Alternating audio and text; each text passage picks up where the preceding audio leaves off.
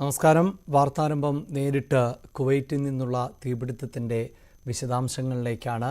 കേരളത്തെ ഒന്നാകെ ദുഃഖത്തിലാഴ്ത്തുന്ന റിപ്പോർട്ടാണ് ഇന്നലെ മുതൽ പ്രേക്ഷകരിലേക്ക് എത്തിച്ചുകൊണ്ടിരിക്കുന്നത്. ഇപ്പോൾ കുവൈറ്റ് തീപിടുത്തത്തിൽ മരണസംഖ്യ ഉയർന്നിരിക്കുന്നു എന്നുള്ളതാണ്. മരിച്ചവരുടെ എണ്ണം 49ആയി. മരിച്ചവരിൽ 42 പേർ ഇന്ത്യക്കാർ ആണ് എന്നത് സംബന്ധിച്ച സ്ഥിരീകരണത്തിലേക്ക് എത്തിയിട്ടുണ്ട്. ഇതിൽ 13 പേർ മലയാളികൾ ആണ്. കൊല്ലം, പത്തനംതിട്ട, കോട്ടയം, കാസർഗോഡ്, കണ്ണൂർ, മലപ്പുറം സ്വദേശികൾ ആണ് മരിച്ചത്. തീപിടുത്തത്തെക്കുറിച്ച് സർക്കാർ ഏജൻസികൾ അന്വേഷണം ആരംഭിച്ചു കഴിഞ്ഞിട്ടുണ്ട്. ദുരന്തത്തിൻ്റെ പശ്ചാത്തലത്തിൽ തുടർ നടപടികൾ ഏകോപിപ്പിക്കുന്നതിനു വേണ്ടി വിദേശകാര്യ സഹമന്ത്രി കീർത്തിവർദ്ധൻ സിംഗ് കുവൈറ്റിലേക്ക് തിരിച്ചു കഴിഞ്ഞു. മൃതദേഹം നാട്ടിലെത്തിക്കാൻ എല്ലാ നടപടികളും സ്വീകരിക്കുമെന്ന് മന്ത്രി പറഞ്ഞു. See, we had a meeting last night with the Honorable Prime Minister, and that's the last update we have about this very sad tragedy. And the rest of the situation will be cleared the moment we reach there. The situation is that the victims are mostly burn victims, and some of the bodies have been charred beyond recognition. So a DNA test is underway to identify the victims, and Air Force plane is on the ready.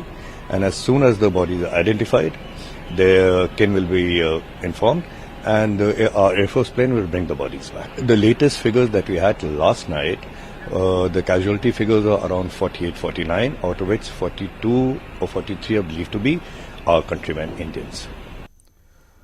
Suvi Viswanathan വാർത്തയുടെ വിശദാംശങ്ങളുമായി ചേരുന്നുണ്ട്. സുവി, കണക്കുകളിൽ മലയാളികളുടെ എണ്ണം വർദ്ധിച്ചുകൊണ്ടിരിക്കുന്നു. നേരത്തെ 5 പേരെ തിരിച്ചറിഞ്ഞിരുന്നു, അത് പിന്നീട് 9ആയി, 11ആയി. ഇപ്പോൾ ഏറ്റവും പുതിയ വിവരങ്ങൾ അനുസരിച്ച് 12, 13 എന്ന തരത്തിലൊക്കെയുള്ള കണക്കുകൾ ആണ് പുറത്തു വരുന്നത്. എന്താണ് വിശദാംശങ്ങൾ? അഭിലാഷ്, ഒരു കണ്ണീർ പുലരിയിലേക്കാണ് കേരളം ഇന്ന് കണ്ണു തുറന്നത് എന്ന് പറയാം. 5 ജില്ലകളിലായിട്ടാണ് മരിച്ചവർ ഉള്ളത് എങ്കിലും ആ കുവൈറ്റ് ദുരന്തത്തിന്റെ ഞെട്ടലിൽ, ആ ഒരു ഞെട്ടിത്തെരിപ്പിലാണ് ഇന്ന് കേരളക്കര. ഒരു വലിയ തേങ്ങൽ നമുക്ക് ഇതിൽ നിന്ന് മനസ്സിലാക്കാൻ സാധിക്കും. ഏറ്റവും പ്രധാനം എന്ന് പറയുന്നത് 49 മരണമാണ് ഇതുവരെ സ്ഥിരീകരിച്ചിരിക്കുന്നത്. അതിൽ ഇനി 9 പേർ അതീവ ഗുരുതരാവസ്ഥയിൽ തുടരുന്നു എന്ന വിവരമാണ് നമുക്ക് ഏറ്റവും പുതിയതായി പങ്കുവയ്ക്കാനുള്ളത്. നിലവിൽ 13 മലയാളികൾ കൊല്ലപ്പെട്ടു എന്ന വിവരമാണ് ഉള്ളത്. ഓരോരുത്തരുടെ ആരൊക്കെയാണ് മരിച്ചത് എന്നത് സംബന്ധിച്ച കണക്കുകൾ ലഭ്യമായി വരുന്നതേയുള്ളൂ. 40ഓളം പേരെ മാത്രമാണ് നിലവിൽ തിരിച്ചറിഞ്ഞിരിക്കുന്നത്. ഏതായാലും ഇതിൽ മലയാളികളുടെ എണ്ണമാണ് കൂടുതലായി വരുന്നത് എന്നാണ് മനസ്സിലാക്കാൻ സാധിക്കുന്നത്. അടിയന്തരമായി, അതായത് ഇവിടുത്തെ പ്രവർത്തനങ്ങൾ ഏകോപിപ്പിക്കുന്നതിൻ്റെ ഭാഗമായി വിദേശകാര്യ സഹമന്ത്രി കീർത്തിവർദ്ധൻ സിംഗ് കുവൈറ്റിലേക്ക് തിരിച്ചിട്ടുണ്ട്. ഒപ്പം വിദേശകാര്യമന്ത്രി ജയശങ്കർ കുവൈറ്റ് വിദേശകാര്യമന്ത്രിയുമായി സംസാരിച്ചിട്ടുണ്ട്. മൃതദേഹങ്ങൾ അടിയന്തരമായി നാട്ടിലെത്തിക്കാനുള്ള സൗകര്യങ്ങൾ ഏർപ്പാട് ചെയ്തിട്ടുണ്ട്. അതിനുവേണ്ടി വ്യോമസേനയുടെ വിമാനം ഉൾപ്പെടെ തയ്യാറാക്കിയ സാഹചര്യവുമുണ്ട്. ഏതായാലും വലിയ നടുക്കത്തിലാണ് കേരളവും അതുപോലെ തന്നെ കുവൈറ്റും. വലിയൊരു ദുരന്തമാണ് ഉണ്ടായിരിക്കുന്നത്. ഈ അതായത് മൃതദേഹങ്ങൾ പലതും കണ്ടെത്തിയിട്ടുണ്ട് എങ്കിൽ പോലും അത് തിരിച്ചറിയാൻ കഴിയുന്നില്ല എന്നതാണ് ഏറ്റവും പ്രധാനമായി പറയേണ്ടത്. അത് തിരിച്ചറിയാനുള്ള തയ്യാറെടുപ്പുകളാണ് നടത്തുന്നത്. സ്വാഭാവികമായും 5 ജില്ലകൾ കൊല്ലം, പത്തനംതിട്ട, കാസർഗോഡ്, കോട്ടയം, മലപ്പുറം ഉൾപ്പെടെയുള്ള 5 ജില്ലകളിൽ നിന്നുള്ളവരാണ് മരിച്ചത് എങ്കിലും ഇനിയും മരണസംഖ്യ ഉയരാനുള്ള ഒരു സാധ്യതയുണ്ട്. അതുകൊണ്ട് തന്നെ ആരെല്ലാമാണ് അപകടത്തിൽപ്പെട്ടത് എന്നറിയാനുള്ള ഒരു തത്രപ്പാട്, ഒരു പരിഭ്രാന്തി ഈ കേരളത്തിൽ നിന്നുള്ള ബന്ധുക്കളുടെ ഭാഗത്തു നിന്ന് ഉണ്ടാകുന്നുണ്ട്. നിരന്തരം നോർക്കയിലേക്കും അതുപോലെയുള്ള ഹെൽപ്പ് ലൈൻ നമ്പറുകളിലേക്കും കോളുകളും ഫോൺ വിളികളും വന്നുകൊണ്ടിരിക്കുന്നു എന്നാണ് മനസ്സിലാക്കാൻ സാധിക്കുന്നത്. ഏതായാലും നിലവിൽ അവസ്ഥ എന്ന് പറയുന്നത് 49 മരണം സ്ഥിരീകരിച്ചിട്ടുണ്ട്. അതിൽ 13 പേർ മലയാളികളാണ്. ഈ മലയാളികളെ ഇനിയും മലയാളികൾ ഉണ്ടാകാനുള്ള സാധ്യതയുണ്ട് എന്നതാണ് ഏറ്റവും ദുഃഖകരമായ ഒരു കാര്യം. 9 പേർ ഇപ്പോഴും ഗുരുതരാവസ്ഥയിൽ തുടരുകയാണ് കുവൈറ്റിൽ. ആ 9 പേരുടെ നില എന്താകും എന്നതും എടുത്തു പറയേണ്ടതാണ്. 5 ആശുപത്രികളിലായിട്ടാണ് നിലവിൽ പരിക്കേറ്റവരെ പ്രവേശിപ്പിച്ചിരിക്കുന്നത്. പരിക്കേറ്റവരിൽ ഏതാണ്ട് 30-നും 50-നും ഇടയിൽ ഉള്ളവർ മലയാളികളാണ് എന്ന വിവരവും പുറത്തു വരുന്നുണ്ട്. നമ്മൾ കഴിഞ്ഞ ദിവസം തന്നെ പറഞ്ഞു, ഈ ഇവിടെ കുവൈറ്റിൽ ഫ്ലാറ്റിൽ തമിഴ്നാട്ടുകാർ, ഫിലിപ്പീനികൾ ഉൾപ്പെടെ ഈജിപ്ഷ്യൻസ് ഉൾപ്പെടെയുള്ളവരാണ് താമസിച്ചിരുന്നത്. മലയാളി ഗ്രൂപ്പായതുകൊണ്ട് തന്നെ ഏറ്റവും കൂടുതൽ മലയാളികളാണ് അവിടെ താമസിച്ചുകൊണ്ടിരുന്നത്. അതുകൊണ്ട് തന്നെ മലയാളികൾക്കാണ് കൂടുതൽ ഗുരുതരമായ പരുക്കും അതുപോലെ തന്നെ മരണവും ഉണ്ടായിരിക്കുന്നത്. ഒപ്പം ഇതിൻ്റെ ഭാഗമായി ഇപ്പോൾ കുവൈറ്റിലെ സർക്കാർ ഏജൻസികൾ ഇതുമായി ബന്ധപ്പെട്ട അന്വേഷണം തുടങ്ങിയിട്ടുണ്ട്. ഇതിന്റെ കെയർടേക്കർ ഉൾപ്പെടെ നിലവിൽ കസ്റ്റഡിയിൽ തുടരുന്ന സാഹചര്യമുണ്ട്. അയാളെ ചോദ്യം ചെയ്ത് വരികയാണ്. സ്വാഭാവികമായും ഒരു ഷോർട്ട് സർക്യൂട്ട്, താഴത്തെ നിലയിൽ ഒരു ഷോർട്ട് സർക്യൂട്ട് ഉണ്ടാവുകയും അവിടെ ഗ്യാസ് സിലിണ്ടറുകൾ പൊട്ടിത്തെറിക്കുകയും തുടർന്ന് ഈ ഗ്യാസ് സിലിണ്ടറുകളിലേക്ക് തീ പടരുകയും അത് പൊട്ടിത്തെറിക്കുകയും ചെയ്തതാണ് ഈ ഇത്രയും വലിയൊരു ദുരന്തം ഉണ്ടാകാൻ കാരണം എന്നാണ് വിലയിരുത്തുന്നത്. തീർച്ചയായും അന്വേഷണം കഴിഞ്ഞാൽ മാത്രമേ കൂടുതൽ ഇക്കാര്യത്തിൽ ഒരു വ്യക്തത വരികയുള്ളൂ. ഒപ്പം ഇത്തരം നിയമലംഘനങ്ങൾ, അതായത് സുരക്ഷാ മാനദണ്ഡങ്ങൾ പാലിക്കാതെയാണ് ഈ ഫ്ലാറ്റ് കെട്ടിടം പ്രവർത്തിച്ചിരുന്നത് എന്നാണ് ലഭിച്ചിരിക്കുന്ന അന്വേഷണ ഏജൻസികൾക്കും സർക്കാർ ഏജൻസികൾക്കും ലഭിച്ചിരിക്കുന്ന വിവരം. അതിൻ്റെ അടിസ്ഥാനത്തിൽ സർക്കാർ മറ്റെവിടെയെങ്കിലും ഇത്തരത്തിലുള്ള നിയമലംഘനങ്ങൾ ഉണ്ടായിട്ടുണ്ടോ എന്നത് സംബന്ധിച്ച പരിശോധനയും ഇപ്പോൾ തുടരുകയാണ്. ഏതായാലും കുവൈറ്റിൽ നിന്ന് വരുന്നത് ഒട്ടും ശുഭകരമായ വാർത്തയല്ല, അശുഭകരമായ വാർത്തകൾ തന്നെയാണ് വരാനുള്ളത്. നിലവിൽ 5 ജില്ലകളിൽ നിന്നുള്ള കൊല്ലം, പത്തനംതിട്ട, കാസർഗോഡ്, മലപ്പുറം, കോട്ടയം ഈ 5 ജില്ലകളിൽ നിന്നുള്ളവരാണ് മരിച്ചിരിക്കുന്നത്. ഈ മരണസംഖ്യ ഇനിയും ഉയരാനുള്ള സാധ്യതയുണ്ട് എന്ന വിവരമാണ് പുറത്തുവരുന്നത്. ഏറ്റവും ഒടുവിൽ ലഭിക്കുന്ന വിവരങ്ങൾ അനുസരിച്ച് 13 മലയാളികളെയാണ് തിരിച്ചറിഞ്ഞിട്ടുള്ളത്. അതിൽ പുലാമന്തോൾ തിരുത്തു സ്വദേശി MP ബാഹുലേയൻ എന്ന ആളിൻ്റെ മരണം ആണ് ഏറ്റവും ഒടുവിൽ സ്ഥിരീകരിച്ചിട്ടുള്ളത്. നേരത്തെ തിരുവല്ല മേപ്രാൽ ചിറയിൽ കുടുംബാംഗം തോമസ് ഉമ്മൻ, 37 വയസ്സുള്ള തോമസ് ഉമ്മൻ്റെ മരണം ഇന്നാണ് സ്ഥിരീകരിച്ചിട്ടുള്ളത്. കണ്ണൂർ ധർമ്മടം സ്വദേശി വിശ്വാസ് കൃഷ്ണൻ്റെ വസതിയിലേക്കും അറിയിപ്പ് എത്തിയിട്ടുണ്ട്. മലപ്പുറം തിരൂർ കൂട്ടായി കോതപ്പറമ്പ് കുപ്പൻ്റെ പുരയ്ക്കൽ നൂഹ് മരണപ്പെട്ടതായുള്ള വിവരവും ആണ് പുറത്തുവരുന്നത്. ഇന്നലെ തന്നെ കൊല്ലം ശൂരനാട് വടക്ക് വയ്യാങ്കര തുണ്ടുവിള വീട്ടിൽ ഷമീർ ഉമറുദ്ദീൻ എന്ന വ്യക്തിയുടെ മരണം സ്ഥിരീകരിച്ചിരുന്നു. കാസർഗോഡ് ചെങ്കള കുണ്ടടുക്ക ഹൗസിലെ K രഞ്ജിത്ത്, കാസർഗോഡ് തന്നെ പീലിക്കോട് എരവിൽ സ്വദേശി കേളു എന്നിവരുടെ മരണവും സ്ഥിരീകരിച്ചതാണ്. KV ബൈജു ഉണ്ട് കാസർഗോഡ് നിന്ന്. ബൈജു, ഇപ്പോൾ 2 പേരുടെ മരണം കാസർഗോഡ് ജില്ലയിൽ നിന്ന് തന്നെ സ്ഥിരീകരിച്ചിട്ടുണ്ട്. അപ്പോഴും ആശങ്ക ഒഴിയുന്നില്ല. കാസർഗോഡ് നിന്നടക്കമുള്ളവർ ഇനിയും ഈ അപകടത്തിൽ പെട്ടിട്ടുണ്ടോ എന്ന സംശയമുണ്ട്. ഈ മരണപ്പെട്ടവരെ സംബന്ധിച്ച കൂടുതൽ വിവരങ്ങൾ ലഭ്യമായിട്ടുണ്ടോ ബൈജു?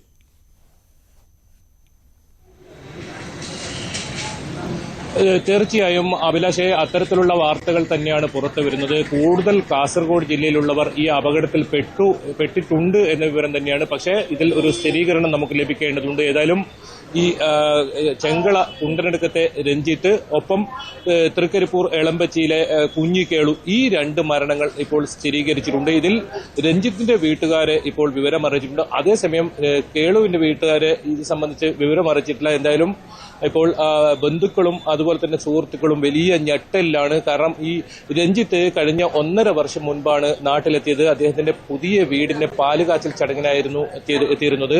10 വർഷമായി ഇത്തരത്തിൽ കുവൈത്തിൽ തന്നെ ജോലി ചെയ്യുകയായിരുന്നു. കുഞ്ഞിക്കേളു ആകട്ടെ 25 വർഷമായി ഈ സ്ഥാപനത്തിൽ ജോലി ചെയ്യുന്ന ആളാണ്. ഇദ്ദേഹത്തിന്റെ ഭാര്യ പഞ്ചായത്ത് ജീവനക്കാരിയാണ്. 2 മക്കളുണ്ട്. ഒപ്പം നമുക്ക് ലഭിക്കുന്ന മറ്റൊരു വിവരം തൃക്കരിപ്പൂരിൽ നിന്നും നളിനാക്ഷൻ എന്ന് പറയുന്ന ഒരാൾ ഒളവറ സ്വദേശിയാണ്. ഇദ്ദേഹം ഗുരുതരമായ പരിക്കേറ്റിട്ടുണ്ട്. ഇദ്ദേഹം ഈ സംഭവം നടക്കുന്ന സമയത്ത് 3ാം നിലയിൽ നിന്നും താഴേക്ക് എടുത്തു ചാടുകയായിരുന്നു. ഒരു വാട്ടർ ടാങ്കിലേക്കായിരുന്നു എടുത്തു ചാടിയത്.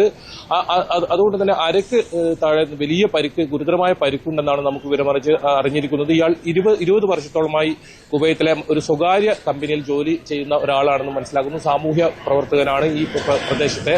എന്തായാലും നമുക്ക് ഇനിയും കൂടുതൽ ആശങ്ക ഉയർത്തുന്ന വിവരങ്ങൾ തന്നെയാണ് ഇപ്പോഴും പുറത്തു വന്നുകൊണ്ടിരിക്കുന്നത്. നീലേശ്വരം സ്വദേശി മരിച്ചു എന്ന ഒരു വിവരം നമുക്ക് ലഭിക്കുന്നുണ്ട്. പക്ഷേ ഇതിന് സ്ഥിരീകരണം ലഭിച്ചിട്ടില്ല.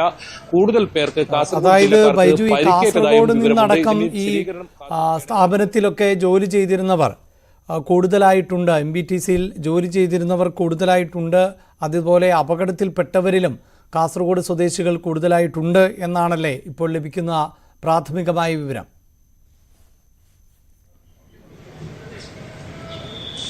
തീർച്ചയായും അത്തരത്തിൽ വളരെ വേദനാജനകമായ വാർത്ത തന്നെയാണ് പുറത്തു വരുന്നത്. കൂടുതൽ കാസർഗോഡ് ജില്ലയിലുള്ളവർ ഇത്തരത്തിൽ അപകടത്തിൽപ്പെട്ടതായി തന്നെയാണ് വിവരം ലഭിക്കുന്നത്. ഇത് സംബന്ധിച്ച് ഇപ്പോൾ സുഹൃത്തുക്കളുമായി ആശയവിനിമയം ഇവർ നടത്തുന്നുണ്ട്. ഇതിനൊരു സ്ഥിരീകരണം ലഭിച്ചിട്ടില്ല.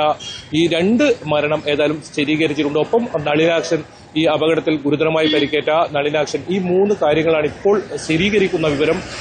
അനൗദ്യോഗികമായി നീലേശ്വരത്തിൽ നിന്നും ഇത്തരത്തിൽ ഒരാൾ മരിച്ചു എന്ന ഒരു വിവരം പുറത്തു വരുന്നുണ്ട്. ഇതിന്റെ സ്ഥിരീകരണം ബന്ധുക്കളും മറ്റും തേടിക്കൊണ്ടിരിക്കുകയാണ്. ഇയാളെക്കുറിച്ചുള്ള മറ്റു കാര്യങ്ങൾ, അദ്ദേഹത്തെക്കുറിച്ചുള്ള മറ്റു കാര്യങ്ങൾ തേടിക്കൊണ്ടിരിക്കുകയാണ്. എന്തായാലും കാസർഗോഡ് നിന്നും കൂടുതൽ പേർ ഈ അപകടത്തിൽ ഉൾപ്പെട്ടിട്ടുണ്ട് എന്ന് തന്നെയാണ് നമുക്കിപ്പോൾ ലഭിക്കുന്ന വിവരം. ഇത് സംബന്ധിച്ച്, ഇവരുടെ വിവരങ്ങൾ സംബന്ധിച്ച് നമുക്ക് വൈകാതെ തന്നെ ലഭിക്കും. ഏതായാലും അത്തരത്തിൽ വലിയ ദുഃഖത്തിൽ തന്നെയാണ് കാസർഗോഡ് ജില്ല.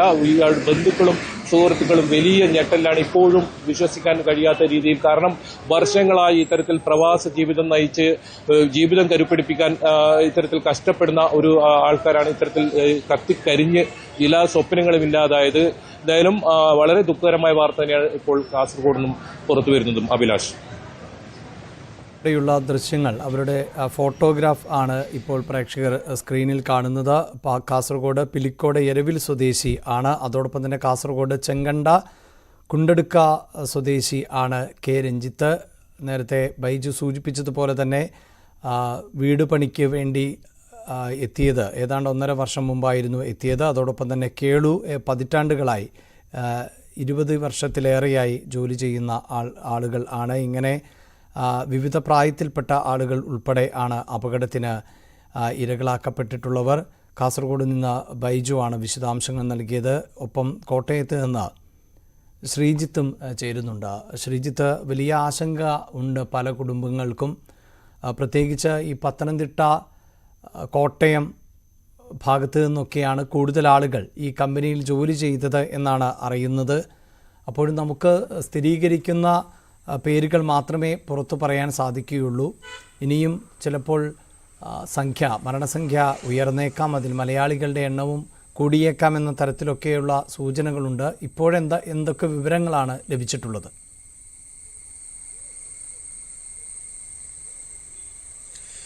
അഭിലാഷ്, തീർച്ചയായും വലിയ ആശങ്കയിൽ തന്നെയാണ് ജില്ല ഉള്ളത്. എന്തായാലും ഇതുവരെ 2 പേരുടെ മരണം കോട്ടയത്ത് നിന്ന് സ്ഥിരീകരിച്ചിരിക്കുന്നു. ഇന്നലെ തന്നെ ആണ് പാമ്പാടി സ്വദേശിയായ സ്റ്റെഫിൻ എബ്രഹാം സാബുവിന്റെ മരണം സ്ഥിരീകരിച്ചത്. ഇദ്ദേഹം 5 വർഷമായി അവിടെ എഞ്ചിനീയറായി ജോലി ചെയ്യുകയാണ്. ഈ 6 മാസം മുൻപ് വന്നിരുന്നു. അടുത്ത മാസം വരാനിരിക്കെയാണ് ഈ ഒരു ദാരുണമായ സംഭവം ഉണ്ടാകുന്നത്. ഇദ്ദേഹത്തിന്റെ സഹോദരനായ ഫെബിനും കുവൈറ്റിൽ തന്നെ ജോലി ചെയ്യുന്നുണ്ട്. എന്തായാലും മറ്റൊരു സഹോദരൻ കൂടിയുണ്ട്, അദ്ദേഹം ഇസ്രായേലിലാണ് ജോലി ചെയ്യുന്നത്. ഈ മൃതദേഹം നാട്ടിലേക്ക് എത്തിക്കാനുള്ള ശ്രമങ്ങൾ തുടരുകയാണ് എന്നുള്ള വിവരം മാത്രമാണ് ലഭിക്കുന്നത്. സ്റ്റെഫിന്റെ അച്ഛനും അമ്മയും മാത്രമാണ് പാമ്പാടിയിലെ, ഇപ്പോൾ അവരൊരു വാടക വീട്ടിലാണ് താമസിക്കുന്നത്, ആ വാടക വീട്ടിലുള്ളത്. അതിനടുത്ത് തന്നെ മറ്റൊരു പുതിയ വീട് സ്റ്റെഫിൻ വെച്ചിരുന്നു. അതിന്റെ താമസം മാറലടക്കമുള്ള ചടങ്ങുകൾ ഉടൻ നടക്കാനിരിക്കെ കൂടിയാണ് ഈ ദാരുണമായ ഒരു സംഭവം. നാട്ടിലേക്ക് വരാനുള്ള ടിക്കറ്റ് എല്ലാം ബുക്ക് ചെയ്ത ശേഷം അവർ കാത്തിരിക്കുകയായിരുന്നു എന്നുള്ളതാണ്. അതിനിടെയാണ് ഈ ഒരു സംഭവം പുറത്തു വന്നിരിക്കുന്നത്. മറ്റൊന്ന്, ഇത്തിത്താനത്ത് ഉള്ള ശ്രീഹരി പ്രദീപ് എന്ന ആളാണ്. ഈ ശ്രീഹരിയുടെ മരണവിവരം അല്പസമയം മുമ്പാണ് പുറത്തു വന്നത്. ശ്രീഹരിയുടെ പിതാവും മറ്റും ഈ കുവൈറ്റിൽ തന്നെയുണ്ട്. ഈ ജൂൺ 5-നാണ് ശ്രീഹരി കുവൈറ്റിലേക്ക് ജോലി തേടി പോവുകയും ജോലിയിൽ പ്രവേശിക്കുകയും ചെയ്തു എന്നാണ് നമുക്ക് മനസ്സിലാക്കാൻ സാധിക്കുന്നത്. പിതാവ് സ്ഥലത്തെത്തി ഈ മൃതദേഹം തിരിച്ചറിഞ്ഞിട്ടുണ്ട് എന്നും നമുക്ക് വിവരം ലഭിക്കുന്നുണ്ട്. ഇത്തിത്താനം ഇടപെടുന്നത് നമുക്ക് ഇതുവരെ ലഭിച്ചിട്ടുള്ള ഡേറ്റകളിൽ 13 പേരുകൾ ആണ് കാണാൻ സാധിച്ചത്. അതിലിപ്പോൾ ശ്രീജിത്ത് സൂചിപ്പിച്ച കോട്ടയം പാമ്പാടി വിശ്വഭാരതി കോളേജിന് സമീപമുള്ള സ്റ്റെഫിൻ എബ്രഹാം എന്ന പേരാണ് സ്ഥിരീകരിക്കപ്പെട്ടതായി നമുക്ക് ലഭിച്ചത്. അപ്പോൾ ഈ ശ്രീഹരി എന്ന ആൾ ഈ പട്ടികയിൽ കാണുന്നില്ല. അങ്ങനെയെങ്കിൽ ഇപ്പോൾ മരണം 14ലേക്ക് ഉയർന്നിട്ടുണ്ടാകാനുള്ള സാധ്യതയാണ് കാണുന്നത്. കാരണം 13ാമത്തെ പേരായി എത്തിയത് ബാഹുലേയൻ എന്ന ആളിൻ്റേതാണ്. അദ്ദേഹം മലപ്പുറം സ്വദേശിയാണ്. ഈ ശ്രീഹരിയുടെ പേര്, ഈ ശ്രീഹരിയുടെ കുടുംബം, ആ പേരിപ്പോൾ സ്ഥിരീകരിക്കുകയാണല്ലേ?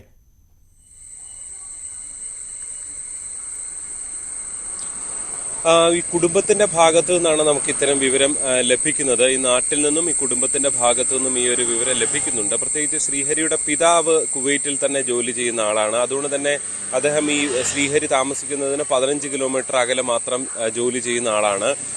ഈ പിതാവ് എത്തി മൃതദേഹം സ്ഥിരീകരിച്ചു എന്നുള്ള വിവരമാണ് നമുക്ക് ലഭിക്കുന്നത്. തീർച്ചയായും അഭിലാഷ, ഇക്കാര്യത്തിൽ ഔദ്യോഗിക വിവരങ്ങൾ ഇനിയും പുറത്തു വരേണ്ടതുണ്ട്. മറ്റൊരു രാജ്യത്ത് നടക്കുന്ന സംഭവമായതുകൊണ്ട് തന്നെ അക്കാര്യത്തിൽ പല വിവരങ്ങളും ഇനിയും പുറത്തു വരേണ്ടതുണ്ട്. ശ്രീഹരി എന്ന ആളിന്റെ, ഇപ്പോൾ ഇതാ കോട്ടയത്ത് നിന്ന് ശ്രീഹരി എന്ന മറ്റൊരാളുടെ മരണം കൂടിയാണ് സ്ഥിരീകരിക്കുന്നത്. മരണസംഖ്യ 14 ഉയരുകയാണ്. ആശങ്കപ്പെടുന്നത് പോലെ ഇപ്പോൾ സ്ക്രീനിൽ കാണുന്ന ഫോട്ടോ ശ്രീഹരിയുടേതാണ്. ശ്രീഹരി മരണപ്പെട്ടു എന്ന ദുഃഖവാർത്ത അദ്ദേഹത്തിൻ്റെ കുടുംബാംഗങ്ങൾക്ക് അറിയിപ്പായി ലഭിച്ചു എന്നുള്ളതാണ്. ശ്രീഹരിയെക്കുറിച്ചുള്ള കൂടുതൽ, ശ്രീജിത്ത്, ശ്രീഹരിയെക്കുറിച്ചുള്ള കൂടുതൽ വിവരങ്ങൾ നമുക്ക് ലഭിക്കുന്നുണ്ടോ?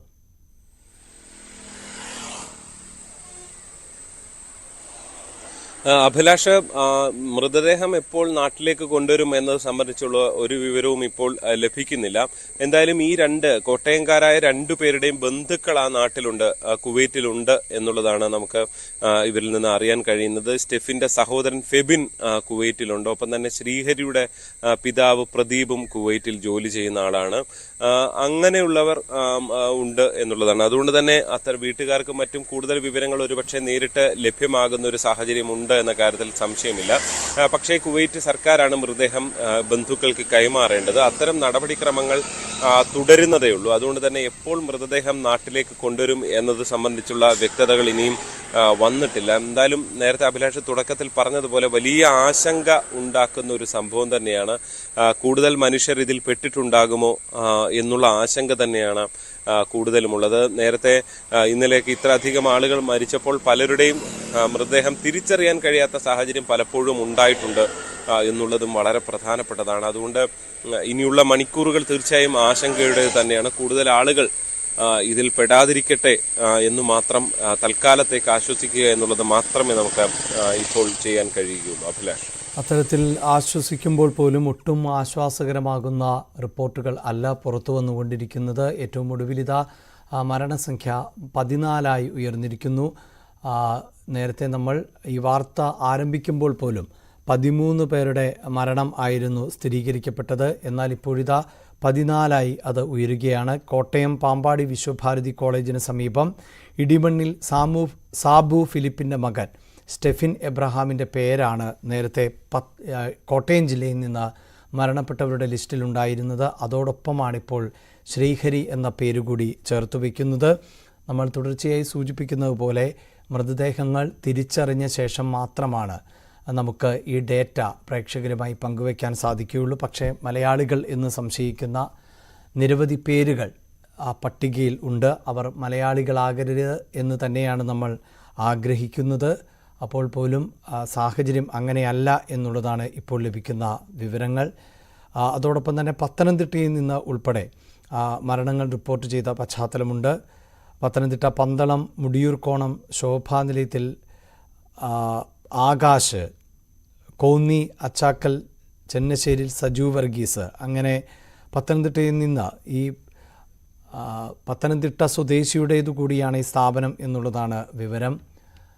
എബ്രഹാം എന്ന മലയാളിയുടെ സ്ഥാപനത്തിൽ ജോലി ചെയ്തിരുന്നവർ ആണ്. ശശിനാരായണൻ ചേരുന്നുണ്ട്. ശശി, ഏറ്റവും കൂടുതൽ ആളുകൾ മരണപ്പെട്ടു എന്ന് റിപ്പോർട്ട് ചെയ്യപ്പെടുന്നത് പത്തനംതിട്ടയിൽ നിന്നാണ്. പത്തനംതിട്ട ഏതൊക്കെ പ്രദേശങ്ങളിൽ ഉള്ളവരാണ് മരണപ്പെട്ടത്? കുടുംബാംഗങ്ങൾക്ക് കൃത്യമായി ഇത് സംബന്ധിച്ച വിവരം ലഭിച്ചോ? അഭിലാഷ്, പത്തനംതിട്ടയിലുള്ള ഈ മരണപ്പെട്ടുള്ള വിവരമാണ് നമുക്ക് ലഭിക്കുന്നത്. പത്തനംതിട്ട വാഴമുട്ട സ്വദേശി മുരളീധരൻ നായർ, കോന്നി അട്ടച്ചാക്കൽ സ്വദേശി സജി വർഗീസ്, അതുപോലെ തന്നെ പന്തളം സ്വദേശി ആകാശ്, തിരുവല്ല മേപ്രാൾ സ്വദേശി തോമസ് ഉമ്മൻ എന്നിവരെയാണ് മരിച്ചതായിട്ടുള്ള ഒരു വിവരം നമുക്ക് ലഭിച്ചത്. എന്തായാലും ഈ വീട്ടുകാർക്ക് പോലുള്ള അറിയിപ്പ് ലഭിച്ചിട്ടുണ്ട്. പക്ഷേ ചില ബന്ധുക്കളെയൊക്കെ അറിയിക്കാത്ത ഒരു കാര്യമുണ്ട്. അവരുടെ ഒരു വിഷമവും പ്രയാസവും ഒക്കെ മനസ്സിലാക്കിക്കൊണ്ടുതന്നെ അങ്ങനെ അടുത്ത ബന്ധുക്കൾ അറിയാത്ത സാഹചര്യം ചിലരുടെ വീട്ടിലുണ്ട്. എന്തായാലും ഇവര് വർഷങ്ങളായി കമ്പനിയിൽ ജോലി ചെയ്യുന്നത്. ഈ മുരളീധരൻ നായർ കഴിഞ്ഞ 30 വർഷമായി കുവൈറ്റ് ജോലി ചെയ്ത് വരികയാണ്. കമ്പനി സൂപ്പർവൈസറായിട്ട് ജോലി ചെയ്യുന്ന വ്യക്തിയാണ്. 6 മാസം മുമ്പ് വീട്ടിലെത്തിയിരുന്നു. അതിനുശേഷമാണ് ഇപ്പോൾ മരണം സംഭവിച്ചിരിക്കുന്നത്. മറ്റൊരു വ്യക്തി സജു വർഗീസ് 28 വർഷമായി കുവൈറ്റിൽ ജോലി ചെയ്യുന്ന വ്യക്തിയാണ്. ബില്ലിംഗ് സെക്ഷനിലാണ്, അവിടുത്തെ കമ്പനി ബില്ലിംഗ് സെക്ഷനിലാണ് അദ്ദേഹം ജോലി ചെയ്യുന്നത്. അടുത്ത ആഴ്ച നാട്ടിലേക്ക് വരാനിരിക്കെയാണ് ഇത്തരം ഒരു അപകടം ഉണ്ടായത്. തിരുവല്ല തോമസ് ഉമ്മനും 2 മാസം മുമ്പ് നാട്ടിൽ വന്നിട്ട് പോയതാണ്. 6 വർഷമായി കുവൈറ്റിൽ ജോലി ചെയ്യുന്ന വ്യക്തിയാണ് തോമസ് ഉമ്മനും. അങ്ങനെ വിവിധ പത്തനംതിട്ട ജില്ലയുടെ വിവിധ പ്രദേശത്തുള്ള വ്യക്തികളാണ് ഇത്തരത്തിൽ ഈ കുവൈറ്റിലെ തീപിടുത്തവുമായി ബന്ധപ്പെട്ട് മരണപ്പെട്ടു. ശശി നാരായണൻ, ഇതിലിപ്പോൾ ഈ സൂചിപ്പിക്കുന്ന പോലെ ഈ മലയാളിയുടെ സ്ഥാപനമാണ്. സ്വാഭാവികമായും മലയാളികൾ കൂടുതൽ ആ സ്ഥാപനത്തിൽ ഉണ്ടാകാനുള്ള സാധ്യതയുണ്ട്. പ്രദേശവാസികൾക്ക് അടക്കം കൂടുതൽ ഈ മേഖലയിൽ നിന്നുള്ള ആളുകൾ, അതായത് ഒരു തൊഴിലിടത്ത് അവസരങ്ങളുണ്ട് എന്നറിഞ്ഞാൽ പരിസരവാസികളോട് പറയുക, അങ്ങനെ കൂടുതൽ പ്രദേശവാസികളെയൊക്കെ തൊഴിലിടത്തേക്ക് എത്തിക്കുക. അതാണല്ലോ നമ്മുടെ ഒരു ശീലം. വിദേശത്തെ ഗൾഫ് രാജ്യങ്ങളിലൊക്കെ ഈ പത്തനംതിട്ടയിൽ നിന്ന് ഒരുപാട് ആളുകൾ ഈ സ്ഥാപനത്തിൽ ജോലി ചെയ്യുന്നുണ്ടോ? അങ്ങനെ എന്തെങ്കിലുമൊക്കെ വിവരം ഉണ്ടോ? അപ്പോൾ അങ്ങനെ ഉണ്ടെങ്കിൽ വലിയ ആശങ്കയിലായിരിക്കുമല്ലോ ആ ജില്ലയിലെ വിവിധ ഭാഗങ്ങളിൽ ഉള്ളവർ. അഭിലാഷ് സൂചിപ്പിച്ച പോലെ തന്നെ പത്തനംതിട്ട ജില്ലയിലെ തിരുവല്ല സ്വദേശിയായ KG എബ്രാഹിമിന്റെയാണ് കമ്പനിയും സ്ഥാപനങ്ങളും ഒക്കെ ഉള്ളതെന്ന് നമുക്കറിയാം.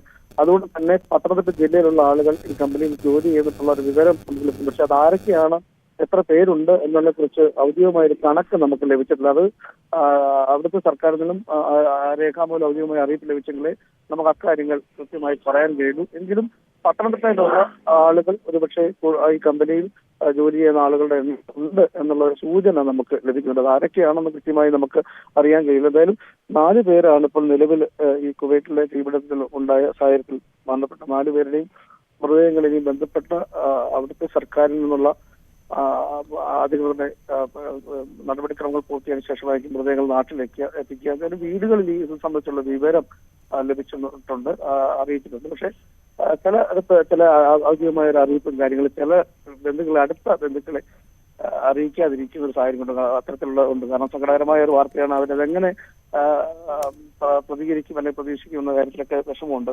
അപ്പം എന്തായാലും ഈ കുവൈറ്റില് പോയ 4 മലയാളികൾ, പത്തനംതിട്ട ജില്ലയിൽ 4 പേരാണ് ഇപ്പോഴുള്ള ഈ അപകടത്തിൽ മരണപ്പെട്ടതായുള്ള വിവരം നമുക്ക് ലഭിച്ചത്. 4 പേരുടെയും വീടുകളും എല്ലാ വീടുകളിലും ഇത്തരത്തിലുള്ള ഒരു സങ്കടത്തിന്റെ ഒരു വലിയ ഒരു സാഹചര്യമാണുള്ളത്. കാരണം കഴിഞ്ഞ നാടുമായൊക്കെ അടുത്ത് ബന്ധപ്പെട്ട് നിൽക്കുകയും ചിലർ കഴിഞ്ഞ ദിവസം തന്നെ മേപ്പറ സ്വദേശി തോമസ് ഇന്നലെ പുലർച്ചെ വീട്ടിൽ വിളിച്ചിരുന്നു, വീഡിയോ കോളിൽ വിളിച്ചിരുന്നു എന്ന് പറയുന്നു. അങ്ങനെ എല്ലാവരും വീടുമായും ഒക്കെ ഒരു ബന്ധമുള്ള നാടുമായൊക്കെ ബന്ധപ്പെട്ടത് ഈ ജോലി സംബന്ധമായി ഇത്തരത്തിൽ പോയാക്കുന്ന നാടുമായിട്ട് അടുത്ത ബന്ധമുള്ളവരാണ്. നാട്ടിലെ പ്രദേശവാസികൾ, കുടുംബങ്ങൾക്ക് മാത്രമല്ല ആ നാട്ടിലെ പ്രദേശവാസികൾക്കും ഇവരുടെ ഒരു വേർപാട് വലിയ ദുഃഖം തന്നെയാണ് ഉണ്ടായിട്ടുള്ളത്.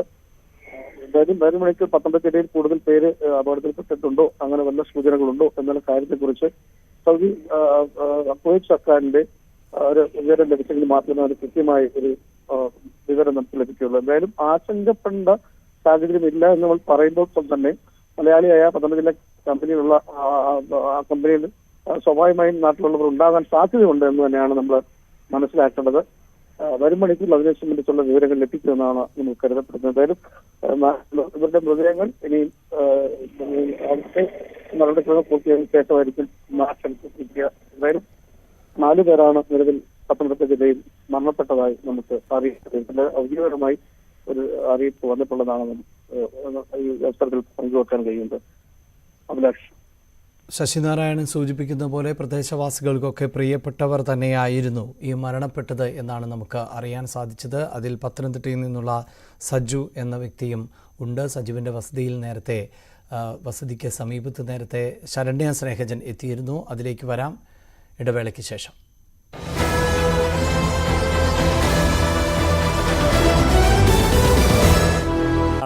തീ പടർന്നത് എന്നതുമാണ് പ്രാഥമികമായിട്ടുള്ള നിഗമനം. ഈ കെട്ടിട ഉടമയെയും അതോടൊപ്പം തന്നെ സെക്യൂരിറ്റി ജീവനക്കാരനെയും അറസ്റ്റ് ചെയ്യാൻ അധികൃതർ നിർദ്ദേശം നൽകിയിട്ടുണ്ട്. ഇന്നലെ പുലർച്ചയോടുകൂടിയായിരുന്നു തെക്കൻ കുവൈറ്റിലെ അഹമ്മദി ഗവർണറേറ്റിലെ മംഗഫിൽ ഈ തൊഴിലാളികൾ താമസിച്ചിരുന്ന ക്വാർട്ടേഴ്സ് സ്വഭാവത്തിൽ ഉള്ള കെട്ടിട സമുച്ചയത്തിന് തീപിടിച്ചത്. ഏതാണ്ട് 195 സ്റ്റാഫുകൾ ആണ് ഇവിടെ താമസിച്ചിരുന്നത്. ഇത് വിവിധ ബ്ലോക്കുകളായി ഉള്ള കെട്ടിട സമുച്ചയം ആയിരുന്നു. 6 നിലകൾ ഉള്ള 4ാം ബ്ലോക്കിൽ ആണ് തീ പടർന്നു പിടിച്ചത്. അതുകൊണ്ട് തന്നെ ഈ പുലർച്ചെ 4:30 അതായത് കുവൈറ്റിലെ പ്രാദേശിക സമയം പുലർച്ചെ 4:30 തീപിടുത്തം ഉണ്ടായത്. തീപിടുത്തത്തിൽ മരിച്ചവരിൽ ഏറെയും വിഷപ്പുക ശ്വസിച്ചും അതോടൊപ്പം തന്നെ അപകടത്തിൽ നിന്ന് രക്ഷപ്പെടുന്നതിന് വേണ്ടി മുകളിൽ നിന്ന് താഴേക്ക് ചാടിയുമൊക്കെ ആണ് അപകടത്തിൽപ്പെടുകയും മരണപ്പെടുകയും ചെയ്തത്. പുലർച്ചെ ഉറങ്ങിക്കിടക്കുന്ന സമയം ആയതുകൊണ്ട് തന്നെ എന്താണ് സംഭവിച്ചതെന്ന്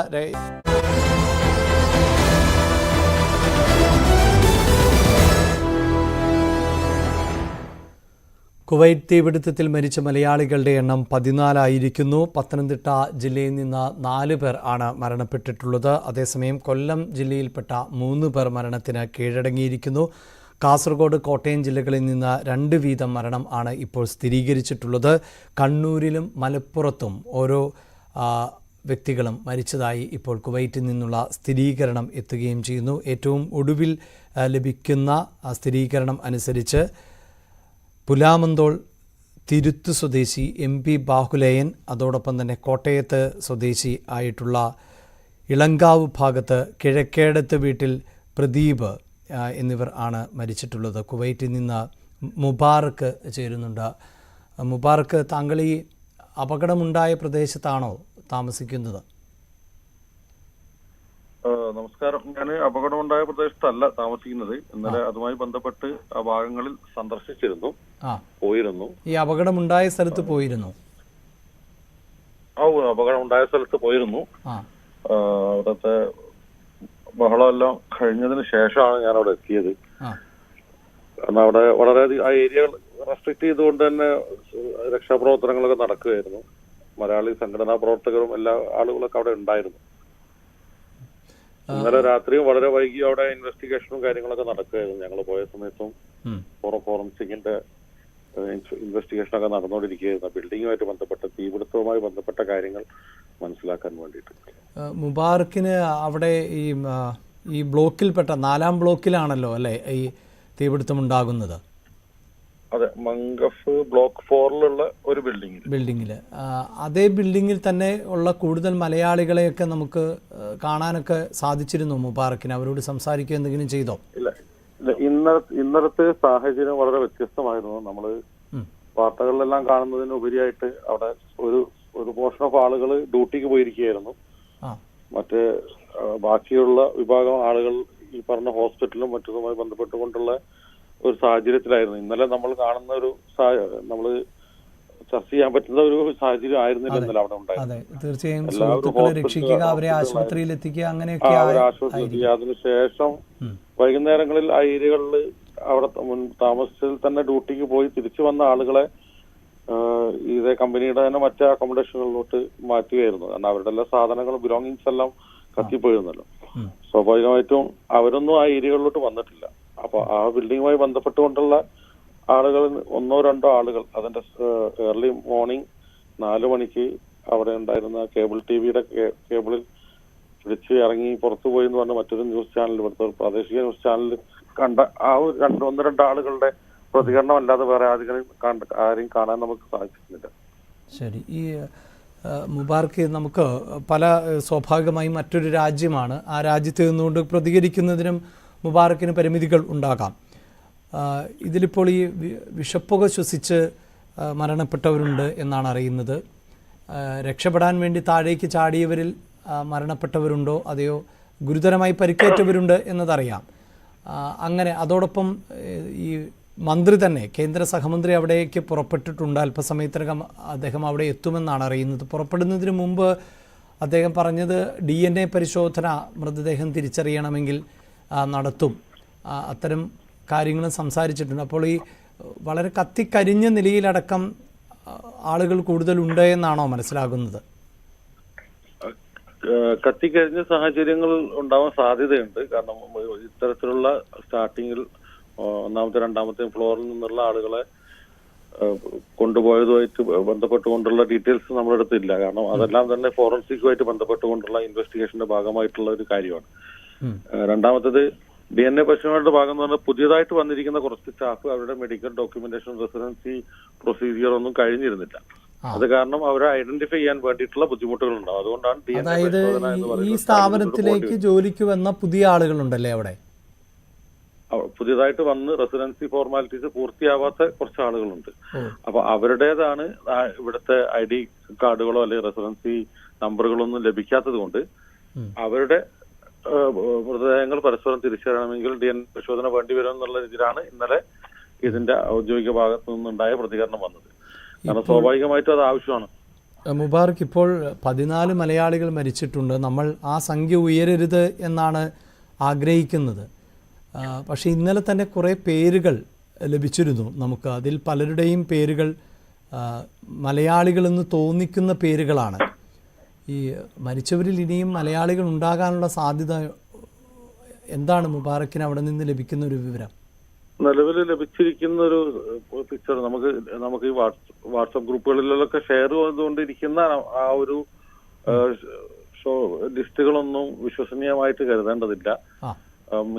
മിനിസ്ട്രിയുടെ ഭാഗത്തു നിന്നോ ഈ കമ്പനിയുടെ ഭാഗത്തു നിന്നോ ആക്യുറേറ്റ് ആയിട്ട് അവർ തരുന്ന ഡീറ്റെയിൽസ് മാത്രമേ നോക്കേണ്ടുള്ളൂ. വാട്സപ്പ് ഗ്രൂപ്പുകളിൽ ധാരാളം അതൊന്നും നമ്മൾ പ്രേക്ഷകരുമായി പങ്കുവെക്കുന്നില്ല. ധാരാളം ആളുകൾ ഉണ്ടാവും. അപ്പോ അത് കിട്ടുന്ന വാർത്തകൾ കൃത്യമാണോ എന്ന് ഉറപ്പുവരുത്താതെ മറ്റ് ഗ്രൂപ്പുകളിലോട്ട് ഷെയർ ചെയ്യുന്ന ആളുകൾ ഉണ്ടാവും. അതിനെ ഡിപ്പെൻഡ് ചെയ്തുകൊണ്ട് നമുക്കൊരു ന്യൂസിന് പ്രതികരിക്കാൻ സാധിക്കുകയില്ല എന്നുള്ളതാണ്. പക്ഷെ എന്നിരുന്നാലും ഈ ഒരു ഇതിൽ മലയാളികളുടെ എണ്ണം കുറച്ചുകൂടെ വർദ്ധിക്കാൻ സാധ്യത ഇല്ലാതില്ല എന്ന് പറയാം. കാരണം ഇനിയും ഡിക്ലെയർ ചെയ്യപ്പെടേണ്ട വിഷയങ്ങൾ മരണങ്ങളുണ്ട്. സ്വാഭാവികമായിട്ടും ഒരു 2-3 ആളുകൾ കൂടെ അതിൽ നമ്മൾ ആ പേരുകൾ വായിച്ചത് പ്രകാരമുള്ള നമ്മളുടെ ഒരു എന്തായാലും ആ പേരുകൾ നമ്മളിപ്പോൾ പ്രതിപാദിക്കുന്നില്ല. അവിടെ മലയാളികൾ അധികമായി ഉണ്ടായിരുന്നോ എന്നതാണ് ചോദിച്ചത്. ഒപ്പം ഈ സന്ദർഭത്തിൽ നമ്മൾ ചർച്ച ചെയ്യേണ്ട ഒന്നല്ല എങ്കിലും ഈ കുവൈറ്റ് സർക്കാർ ഇപ്പോൾ അടിയന്തരമായി ഈ പല ലേബർ ക്യാമ്പുകളിലേക്കുമൊക്കെ അന്വേഷണം അല്ലെങ്കിൽ പരിശോധന വ്യാപിപ്പിച്ചിട്ടുണ്ട്. ഇപ്പോൾ ഈ മുബാറക്ക് തന്നെ താമസിക്കുന്ന സ്ഥലങ്ങളൊക്കെ ഈ ഫയർ എക്സിറ്റ്, ഒരു അപകടമുണ്ടായ രക്ഷപ്പെടാനൊക്കെ പറ്റുന്ന തരത്തിലുള്ള നിർമ്മിതികളാണോ? അതിപ്പോൾ എല്ലായിടത്തും ഉണ്ടാകണമെന്നില്ല. അതൊരു രാജ്യത്തിൻ്റെ കുറ്റമായൊന്നും ചിലപ്പോൾ അവിടുത്തെ നിയമപ്രകാരം അങ്ങനെയൊരു സംവിധാനം വേണമെന്നില്ല. എന്താണ് അവിടെ ഈ താമസിക്കുന്ന ആളുകളുടെ ഒരു പശ്ചാത്തലം എന്നതറിയാമോ? ഇവിടെ ഇത്തരത്തിലുള്ള കെട്ടിടങ്ങളിൽ മാത്രമല്ല നമ്മൾ തുടങ്ങുന്ന ചെറുകിട സ്ഥാപനങ്ങളിൽ പോലും ഫയർ ആൻഡ് സേഫ്റ്റിയുമായി ബന്ധപ്പെട്ടുകൊണ്ടുള്ള നിയമങ്ങൾ കർശനമായി പാലിക്കേണ്ട സാഹചര്യമുണ്ട്. ഫയർ ആൻഡ് സേഫ്റ്റിയുമായി ബന്ധപ്പെട്ട നിയമങ്ങൾ പാലിക്കും. ഇവിടെ നമുക്കറിയാലോ എല്ലാ കാര്യങ്ങളും ഇൻഷുറൻസ് ബേസ് ചെയ്തുകൊണ്ടും മുനിസിപ്പാലിറ്റിയുടെയും ഫയർ ആൻഡ് സേഫ്റ്റിയുടെയും ലൈസൻസുകൾ ബേസ് ചെയ്തുകൊണ്ടുള്ള കാര്യങ്ങളാണ്. അപ്പൊ നമുക്ക് ഒരു പ്രത്യേക മാനദണ്ഡം മാറ്റി നിർത്തിക്കൊണ്ട് അല്ലെങ്കിൽ നമ്മുടെ നാടുകളിലൊക്കെ കാണുന്ന പോലെ ഒരു അഡ്ജസ്റ്റ്മെന്റ് തരത്തിലുള്ള പരിപാടികൾ സാഹചര്യം വളരെ കുറവാണ്. ആ കാര്യത്തിൽ ഇവിടുത്തെ സർക്കാർ ആണെങ്കിലും സംവിധാനങ്ങളാണെങ്കിലും വളരെ കർശനവുമാണ്. എന്നിരുന്നാലും പലതും കാലഹരണപ്പെട്ടു പോകുന്ന ചില വസ്തുതകളുണ്ടല്ലോ. നമ്മൾ ഏതൊരു സിസ്റ്റം കൊണ്ടുവന്നാലും ആ സിസ്റ്റം ഒരു പക്ഷേ ഉപയോഗിക്കപ്പെടാത്തത് കാരണം ഇത്തരത്തിലുള്ള അപകടങ്ങൾ സംഭവിക്കാത്ത ഒരു സാഹചര്യമുള്ള രാജ്യമാണ് നമ്മളിപ്പോൾ ഈ ഞെട്ടിൽ നിൽക്കുന്നത്. അപൂർവമായി സംഭവിച്ച ഒരു കാര്യമാണ്. കഴിഞ്ഞ വർഷം ഇതേപോലെ അബുദാബിയിൽ ഒരു തീപിടുത്തമുണ്ടായപ്പോൾ നമ്മൾ ഞെട്ടാൻ കാരണം ഇത്തരത്തിലുള്ള അപകടങ്ങൾ ഇവിടെ വളരെ കുറവാണ്. കാരണം അത്രത്തോളം ആയിരക്കണക്കിന് ബിൽഡിങ്ങുകൾ ഉണ്ടായിട്ടും അപകടങ്ങൾ ഇല്ലാത്തത് അത്രത്തോളം കർശനമായ ഇത്തരം സംവിധാനങ്ങൾ നിലനിൽക്കുന്നുണ്ടാണ്. എന്നിരുന്നാലും കാലഹരണപ്പെട്ടത്, റിപ്പയർ ചെയ്യപ്പെടാത്തത്, അങ്ങനത്തെ കാര്യങ്ങൾ അല്ലെങ്കിൽ അശ്രദ്ധപരമായിട്ട് ഒഴിവാക്കപ്പെട്ടതൊക്കെ ഉണ്ടെങ്കിൽ അതിൽ കർശനമായ നടപടികൾ ഓരോ ബിൽഡിങ്ങുകളിലും കയറി ഇവിടെ ചെക്കിംഗ് നടക്കും, ഇൻസ്പെക്ഷൻ നടക്കും. അത് അവർ അനൗൺസ് ചെയ്ത അത് നിരന്തരമായി നടക്കുന്നുണ്ട്. പുതിയ ബിൽഡിംഗ് ആണെങ്കിലും പഴയ ബിൽഡിങ്ങുകളാണെങ്കിലും റെസിഡൻസി മേഖലകളിൽ വയലേഷൻസ് ഉണ്ടോ, ഇതിന്റെ മിനിമം മാനദണ്ഡങ്ങൾ പാലിക്കപ്പെടാതിരിക്കുന്നുണ്ട് എന്നുള്ളത് ഇതിവിടെ ഒരു റെഗുലർ പ്രോസസ്സാണിത്. നമ്മുടെ റെസിഡൻസി ചെക്ക് ചെയ്യുന്നത് പോലെ തന്നെ ബിൽഡിങ്ങുകളുടെ ഇത്തരത്തിലുള്ള സേഫ്റ്റി ഫീച്ചേഴ്സ് എല്ലാം ഇൻസ്പെക്ഷന് വിധേയമാണ്. അത് കുറച്ചുകൂടെ കർശനമാക്കും ഈ ഒരു സാഹചര്യത്തിൽ എന്നുള്ളതാണ് എനിക്ക് മനസ്സിലാക്കാൻ സാധിച്ചത്. തീർച്ചയായും അങ്ങനെ കർശനമാക്കണം. വളരെയധികം നന്ദി മുബാറക്ക് ഞങ്ങളോട് പ്രതികരിച്ചതിന്. ഇപ്പോൾ മുബാറക്ക് സൂചിപ്പിക്കുന്ന പോലെ വാട്സപ്പ് സന്ദേശങ്ങൾ ഉൾപ്പെടെ സമൂഹമാധ്യമങ്ങളിലൊക്കെ വ്യാപകമായി പ്രചരിക്കും. സ്വാഭാവികമായും അതിന് അങ്ങനെ ദേശം എന്ന അതിർവരമ്പുകൾ ഒന്നുമില്ല. വിദേശ രാജ്യങ്ങളിൽ നിന്നടക്കം ഇവിടേക്കൊക്കെ വാട്സപ്പ് സന്ദേശം വളരെ പെട്ടെന്ന് എത്തിക്കാനൊക്കെ സാധിക്കും. പക്ഷേ അതൊന്നും വിശ്വസിക്കേണ്ട സാഹചര്യമില്ല. അധികൃതരുടെ ഭാഗത്ത് നിന്ന് സ്ഥിരീകരണം ഉണ്ടാകുമ്പോൾ മാത്രമാണ് ഈ അപകടത്തിൻ്റെ വ്യാപ്തി എത്രത്തോളം വലുത് എന്ന് തിരിച്ചറിയാൻ സാധിക്കൂ. എത്ര മലയാളികൾ ഉണ്ട്, എത്ര ഇന്ത്യക്കാർ ഉണ്ട് എന്നത് സംബന്ധിച്ചും സ്ഥിരീകരണത്തിലേക്ക് എത്താൻ പറ്റൂ. ഇപ്പോൾ 49 മരണം ആണ് സ്ഥിരീകരിക്കപ്പെട്ടിട്ടുള്ളത്. അതിൽ 41 പേർ ഇന്ത്യക്കാരാണ് എന്ന് പറയുമ്പോൾ 14 പേരുടെ മരണം മലയാളികൾ എന്ന് ഐഡൻറ്റിഫൈ ചെയ്തിട്ടുണ്ട്. ഇനിയും തിരിച്ചറിയാത്ത മൃതദേഹങ്ങളുണ്ട്. അതിൽ മലയാളികൾ ഉണ്ടാകുമോ എന്നതിൽ വ്യക്തതയില്ല. ശരണ്യ സ്നേഹജൻ കൂടി ചേരുന്നുണ്ട്. ശരണ്യ, ഈ മരണം സ്ഥിരീകരിച്ചതിലൊന്ന് ആകാശിൻ്റേതാണ്. നിരവധി ആളുകൾ, പത്തനംതിട്ടയിലാണ് ഏറ്റവും കൂടുതൽ ആളുകൾ മരണപ്പെട്ടിട്ടുള്ളത്. 4 മരണം പത്തനംതിട്ടയിൽ നിന്ന് മാത്രം ഇപ്പോൾ സ്ഥിരീകരിക്കുന്ന സാഹചര്യമുണ്ടാകുന്നു. ആകാശിൻ്റെ ഒരു പശ്ചാത്തലം എന്താണ്? വീട്ടുകാർ അല്ലെങ്കിൽ പരിസരവാസികളുമായൊക്കെ സംസാരിക്കാൻ പറ്റുന്നൊരു സാഹചര്യമുണ്ടോ അവിടെ?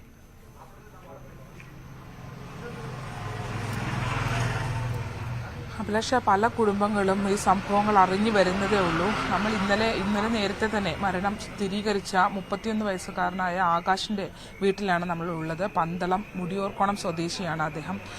8 വർഷക്കാലമായി ആകാശ് വിദേശത്താണ് എന്നുള്ളതാണ് ഇവിടെ എത്തിയപ്പോൾ നമ്മൾ ബന്ധുക്കളോടും ഒപ്പം നാട്ടുകാരോടും ഒക്കെ സംസാരിച്ചപ്പോൾ മനസ്സിലാക്കാൻ കഴിയുന്നത്. ഈ ഓണാവധിക്ക് വീട്ടിലേക്ക് എത്താനായി ഇരിക്കെയാണ് ആകാശ് ഇത്തരമൊരു അപകടത്തിൽപ്പെട്ട് മരണമടയുന്നൊരു സാഹചര്യം ഉണ്ടായിട്ടുള്ളത്. പുക ശ്വസിച്ചാണ് മരണകാരണമെന്നാണ് അവിടെ നിന്ന് അറിയിപ്പ് ലഭ്യമായത് എന്നുള്ളതാണ് ഇപ്പോൾ ആളുകൾ വ്യക്തമാക്കുന്നത്. വാർഡ് കൗൺസിലർ നമ്മളോടൊപ്പം. എന്താണ് പേരെന്താണ്? എൻ്റെ പേര് സൗമ്യ സന്തോഷ് എന്നാണ്. ഞങ്ങൾ ഇന്നലെ ശരിക്കും ഒരു 12:30 ഇങ്ങനെ കുവൈറ്റിൽ തീപിടുത്തം ഉണ്ടായി എന്നുള്ള വിവരം അറിഞ്ഞു. പക്ഷേ 6 മണിക്കാണ് ആകാശ് ആ കൂട്ടത്തിൽ ഉണ്ടായിരുന്നു എന്നുള്ള സംഭവം 6 മണിക്കാണ് അറിയാൻ കഴിഞ്ഞത്. പിന്നീടുള്ള തുടർ അറിയിപ്പുകൾ, ആകാശിന്റെ ഒരു പശ്ചാത്തലം എങ്ങനെയാണ്, കുടുംബമൊക്കെ എങ്ങനെയാണ്? ആകാശ് 8 വർഷമായിട്ട് കുവൈറ്റിലാണ് ജോലി. ഒരു 1.5 വർഷത്തിന് മുൻപ് നാട്ടിൽ ലീവിന് എത്തിയിട്ടുണ്ടായിരുന്നു.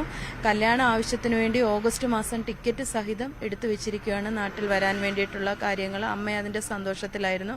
ആകാശിനെ സംബന്ധിച്ചിടത്തോളം നാട്ടുകാർക്കും ബന്ധുക്കൾക്കും കുടുംബം എന്നുള്ള ഒറ്റയൊരു മനോഭാവമുള്ള ഒരു കുട്ടി തന്നെയായിരുന്നു ആകാശ്. ഞങ്ങൾക്ക് നാട്ടുകാർക്കും ബന്ധുക്കൾക്കും ഉൾക്കൊള്ളാൻ തന്നെ സാധിക്കുന്നില്ല. ആകാശിന്റെ ചെറുപ്പത്തിൽ തന്നെ ആകാശിന്റെ ഫാദർ മരണപ്പെട്ടതാണ്. അമ്മ വളരെ കഷ്ടപ്പെട്ടാണ് ഈ കുട്ടിയെ വളർത്തി വലുതാക്കി. ആകാശിനൊരു സഹോദരിയുണ്ട്. സഹോദരി വിവാഹിതയാണ്. ആ കുടുംബത്തിന് ഒരിക്കലും താങ്ങാൻ പറ്റാത്ത ഒരു സാഹചര്യം. 2 വയസ്സുള്ളപ്പോഴാണ് അച്ഛൻ മരിച്ചു പോകുന്നത്. അതെ, 2 വയസ്സുള്ളപ്പോഴാണ് അച്ഛൻ മരിച്ചത്. ഒരു ഫാമിലിയായിട്ട് ഡൽഹിയിലായിരുന്നു. അച്ഛന്റെ അസുഖം സംബന്ധിച്ച് അച്ഛൻ നാട്ടിൽ വന്നതിന് ശേഷമാണ് മരണപ്പെട്ടത്. 2 വയസ്സുള്ളപ്പോഴാണ്. എന്താ അറിയിപ്പാണ് അവിടെ നിന്ന് ലഭിച്ചത്? നമുക്കിപ്പോൾ അറിയുന്ന ഒരു വിവരം തന്നെ പുക ശ്വസിച്ചാണെന്നൊക്കെയാണ്. അവിടുത്തെ ഒരു ഔദ്യോഗികമായ കമ്പനിയുടെ ആരെങ്കിലുമായി ബന്ധപ്പെടാൻ കഴിഞ്ഞു? രാവിലെ തന്നെ അവിടെ കമ്പനിയുടെ HR-മായി സംസാരിച്ചു. അവിടെ നിന്ന് കിട്ടിയ ഇൻഫർമേഷൻ പുക ശ്വസിച്ചാണ് മരണപ്പെട്ടതെന്നാണ് നമുക്കറിയാൻ കഴിഞ്ഞത്. രാവിലെ തന്നെ ബോഡി ബയോമെട്രിക് ചെയ്തു, ഐഡന്റിഫൈ ചെയ്യാൻ കഴിഞ്ഞിട്ടുണ്ട്. ഇനി തുടർ നടപടികൾ, അതിന്റെ പ്രൊസീജിയർ കാര്യങ്ങളൊക്കെ നടന്നു വരുന്നു. ഇപ്പോഴത്തേക്ക് എത്തിക്കുമെന്നുള്ള എന്തെങ്കിലും വിശദാംശങ്ങൾ അവർ പറഞ്ഞു? നമുക്ക് ശനിയാഴ്ചത്തേക്ക് ബോഡി എത്തുമെന്നാണ് ഇപ്പോൾ കിട്ടിയിരിക്കുന്ന വിവരം. ഇവിടെ ബാക്കിയുള്ള എന്താ പഠിച്ചത് ആകാശ്, ജോലി എന്തായിരുന്നു, അത്തരം കാര്യങ്ങളൊക്കെ അറിയാമോ? ആകാശ് LKG മുതൽ ഇവിടെ തൊട്ടടുത്ത ബർസോമ എന്ന് പറയുന്ന സ്കൂളിലായിരുന്നു പഠിച്ചുകൊണ്ടിരുന്നത്. എന്താണ് ജോലി ചെയ്തിരുന്നത്? ഗൾഫില് സ്റ്റോർ കീപ്പറായിട്ടാണ് ജോലി ചെയ്തിരുന്നത്. ഇൻസ്ട്രുമെന്റ് കോഴ്സൊക്കെ പഠിച്ചിട്ട് വിദേശത്ത് പോയതാണ്. 8 വർഷമായിട്ട് അവിടെയാണ്. 8 വർഷമായിട്ട് അവിടെയാണ്. ലാസ്റ്റ് വന്നത് 1 വർഷം മുമ്പാണ്. ലാസ്റ്റ് വന്നത് 1 വർഷം മുൻപാണ്. ഈ ഓഗസ്റ്റ് വരാൻ ടിക്കറ്റ് സഹിതം എടുത്തു വെച്ചായിരുന്നു. അഭിലാഷ, ഭയങ്കര കഷ്ടമാണ്. കാരണം എന്ന് വെച്ചാൽ അമ്മ ശോഭന, അവർക്ക് ഈ കുട്ടികൾക്ക് 2 വയസ്സുള്ളപ്പോഴാണ് അച്ഛൻ ക്യാൻസർ ബാധിതനായി മരിക്കുന്നത്. ഇവര് കുടുംബത്തോടെ ഡൽഹിയിലായിരുന്നു. അവിടെ നിന്ന് അച്ഛന്റെ ചികിത്സയ്ക്ക് വേണ്ടിയാണ് നാട്ടിലേക്ക് മടങ്ങിയെത്തുകയും പിന്നീട് അവർ നാട്ടിൽ തന്നെ, അച്ഛന്റെ മരണശേഷം നാട്ടിൽ തന്നെ സ്ഥിരതാമസമാവുകയുമായിരുന്നു. ഈ കുടുംബത്തിന്റെ ഒരു പ്രധാന ആശ്രയമാണ് ഈ ആകാശ്. ഒപ്പം തന്നെ ആകാശിന്റെ ഒരു സഹോദരിയാണല്ലോ, സഹോദരി വിവാഹിതയായി മറ്റൊരിടത്താണ് താമസിക്കുന്നത്. അമ്മ മാത്രമാണ് ഇപ്പോൾ വീട്ടിലുള്ളത്. അമ്മ ശോഭന ഒരു മെഡിക്കൽ സ്റ്റോറിൽ ജോലി ചെയ്ത് വരികയാണ്. ഫാർമസിസ്റ്റാണ്. മെഡിക്കൽ സ്റ്റോർ ഫാർമസിസ്റ്റ് അല്ല, സ്റ്റാഫ്. മെഡിക്കൽ സ്റ്റോറിൽ സ്റ്റാഫായി ജോലി ചെയ്ത് വരികയാണ്. അപ്പോൾ ഇവര് വിവാഹം ഈ ഓഗസ്റ്റിൽ വരുമ്പോൾ പല പെണ്ണുകാണൽ ചടങ്ങുകളും അമ്മയും സഹോദരിയും ഒക്കെ പോയി കണ്ടിരുന്നു. അപ്പോൾ അതിൽ നിന്ന് ഒരാളെ വിവാഹം കഴിക്കാമെന്നുള്ളൊരു തീരുമാനത്തിലേക്ക് അതൊക്കെ കണക്കാക്കി ടിക്കറ്റ് ബുക്ക് ചെയ്ത് ഓഗസ്റ്റിൽ വരാനിരിക്കെയാണ് ഇങ്ങനെ ഒരു മരണം ഉണ്ടായിട്ടുള്ളത്. എന്തായാലും ശനിയാഴ്ച മൃതദേഹം നാട്ടിലെത്തിക്കാൻ കഴിയുമെന്നാണ് HR വിങ്ങുമായി, അതായത് ഈ കുവൈറ്റിലെ ജോലി സ്ഥലത്തെ HR വിങ്ങുമായി സംസാരിച്ചപ്പോൾ ഇവർക്ക് അറിയാൻ കഴിഞ്ഞതെന്നാണ് അവിടുത്തെ നടപടിക്രമങ്ങൾ പൂർത്തിയായിക്കൊണ്ടിരിക്കുകയാണ്. ഐഡന്റിഫിക്കേഷനൊക്കെ കഴിഞ്ഞു എന്നുള്ളതാണ്. എന്തായാലും അതീവ ദുഃഖകരമായ ഒരു സാഹചര്യത്തിലൂടെയാണ് പത്തനംതിട്ട ജില്ല കടന്നു പോകുന്നത്. 4 പേരാണ് ഇവിടെ മരണമടഞ്ഞത്. നമ്മൾ കുറച്ചു നേരത്തെ പത്തനംതിട്ട സ്വദേശിയായ സൈജുവിൻ്റെ വീട്ടിലെത്തിയിരുന്നു. അവിടെയും സാഹചര്യം വളരെ ദയനീയമാണ്. കാരണം 2 പെൺമക്കളാണുള്ളത്. മൂത്ത കുട്ടി ഡിഗ്രിക്ക് പഠിക്കുന്നു, ഇളയാൾ 9ാം ക്ലാസ് വിദ്യാർത്ഥിയാണ്. കുട്ടികളുടെ അഡ്മിഷനുമായി ബന്ധപ്പെട്ട് തുടർ പഠനവുമായി ബന്ധപ്പെട്ട് ഈ മാസം അവസാനം വരാനായി ടിക്കറ്റ് ബുക്ക് ചെയ്യുന്നതിനിടയിലാണ് ഈ സൈജുവും മരണപ്പെട്ടിട്ടുള്ളത്. എന്തായാലും ഈ സൈജുവിൻ്റെയും ആകാശിൻ്റെയും ഒക്കെ മരണവിവരം നേരത്തെ തന്നെ അറിഞ്ഞിരുന്നു. ഏറ്റവും ഒടുവിലായി സ്ഥിരീകരിച്ച മരണം തിരുവല്ല സ്വദേശിയുടേതാണ്. തിരുവല്ല സ്വദേശി ആയ ഉമ്മൻ, തോമസ് സി ഉമ്മൻ്റെ മരണമാണ്. അദ്ദേഹത്തിന് 37 വയസ്സാണ്. അദ്ദേഹത്തിൻ്റെ ഈ മരണം സ്ഥിരീകരിച്ചിട്ടുണ്ട്. മാത്രമല്ല പത്തനംതിട്ട സ്വദേശി തന്നെയായി സൈജുവിൻ്റെ ഭാര്യയുടെ സഹോദരനും അവിടെ ഗുരുതരമായി പരിക്കേറ്റു. ഇവർ ഒരുമിച്ചൊരു റൂമിലായിരുന്നു എന്നാണ് നമുക്ക് മനസ്സിലാക്കാൻ കഴിയുന്നത്. അവർ ആ കെട്ടിടത്തിന് മുകളിൽ നിന്ന് ചാടി ഗുരുതരമായി പരിക്കേറ്റ് ചികിത്സയിലുണ്ട്. മറ്റൊന്ന് പത്തനംതിട്ട വാഴമുട്ടം സ്വദേശി മുരളീധരൻ നായരാണ്. അദ്ദേഹത്തിൻ്റെ ഭാര്യയും കുടുംബത്തെ ഒന്നും ഈ വിവരം അറിയിച്ചിട്ടില്ല. എന്തായാലും ഈ സംഭവവുമായി ബന്ധപ്പെട്ട് 4 പേരാണ് ഇപ്പോൾ പത്തനംതിട്ട ജില്ലയിൽ മരണം സ്ഥിരീകരിച്ചിട്ടുള്ളത്. അഭിലാഷ്. പത്തനംതിട്ട പന്തളം മുടിയൂർക്കോണം ശോഭാ നിലയത്തിൽ നിന്ന് ആണ് ഇപ്പോൾ ശരണ്യ ഈ വാർത്ത റിപ്പോർട്ട് ചെയ്തത്. അവിടെ ശശിധരൻ നായർ, അദ്ദേഹം നേരത്തെ തന്നെ മരണപ്പെട്ട ആളാണ്. ശോഭനകുമാരിയുടെയും മകൻ ആകാശ് ശശിധരൻ ആണ് അപകടത്തിൽ മരിച്ചിട്ടുള്ളത്. സൂചിപ്പിക്കുന്ന പോലെ 8 വർഷമായി ആകാശ് കുവൈറ്റിൽ ഉണ്ട് എന്നാണ് മനസ്സിലാക്കാൻ സാധിക്കുന്നത്. ആകാശിന് 2 വയസ്സുള്ളപ്പോൾ അച്ഛൻ മരിച്ചതാണ്. പിന്നീട് അമ്മ വളരെ ബുദ്ധിമുട്ടിയൊക്കെയാണ് മകനെ വളർത്തിയത്. മകൻ്റെ വിവാഹ സമയമായിരുന്നു. അതിന് ഇനി 2 മാസങ്ങൾക്ക് ശേഷം നാട്ടിലേക്കെത്താൻ ടിക്കറ്റ് വരെ ബുക്ക് ചെയ്ത് കാത്തിരുന്ന ഒരു കുടുംബത്തിലേക്കാണ് മകൻ്റെ മരണവിവരം എത്തുന്നത്. ശരണി തന്നെ സൂചിപ്പിച്ച മറ്റൊന്ന് പത്തനംതിട്ട കോന്നി അട്ടച്ചാക്കൽ ചെന്നശ്ശേരിയിൽ സജു വർഗീസിൻ്റെ മരണം ആണ്. സജു വർഗീസിൻ്റെ കുടുംബത്തിൽ നേരത്തെ ശരണ്യ പോയിരുന്നു. അവിടെ പരിസരവാസികളോട് അടക്കം ശരണ്യ സംസാരിക്കുകയും ചെയ്തിരുന്നു. അതിലേക്ക്.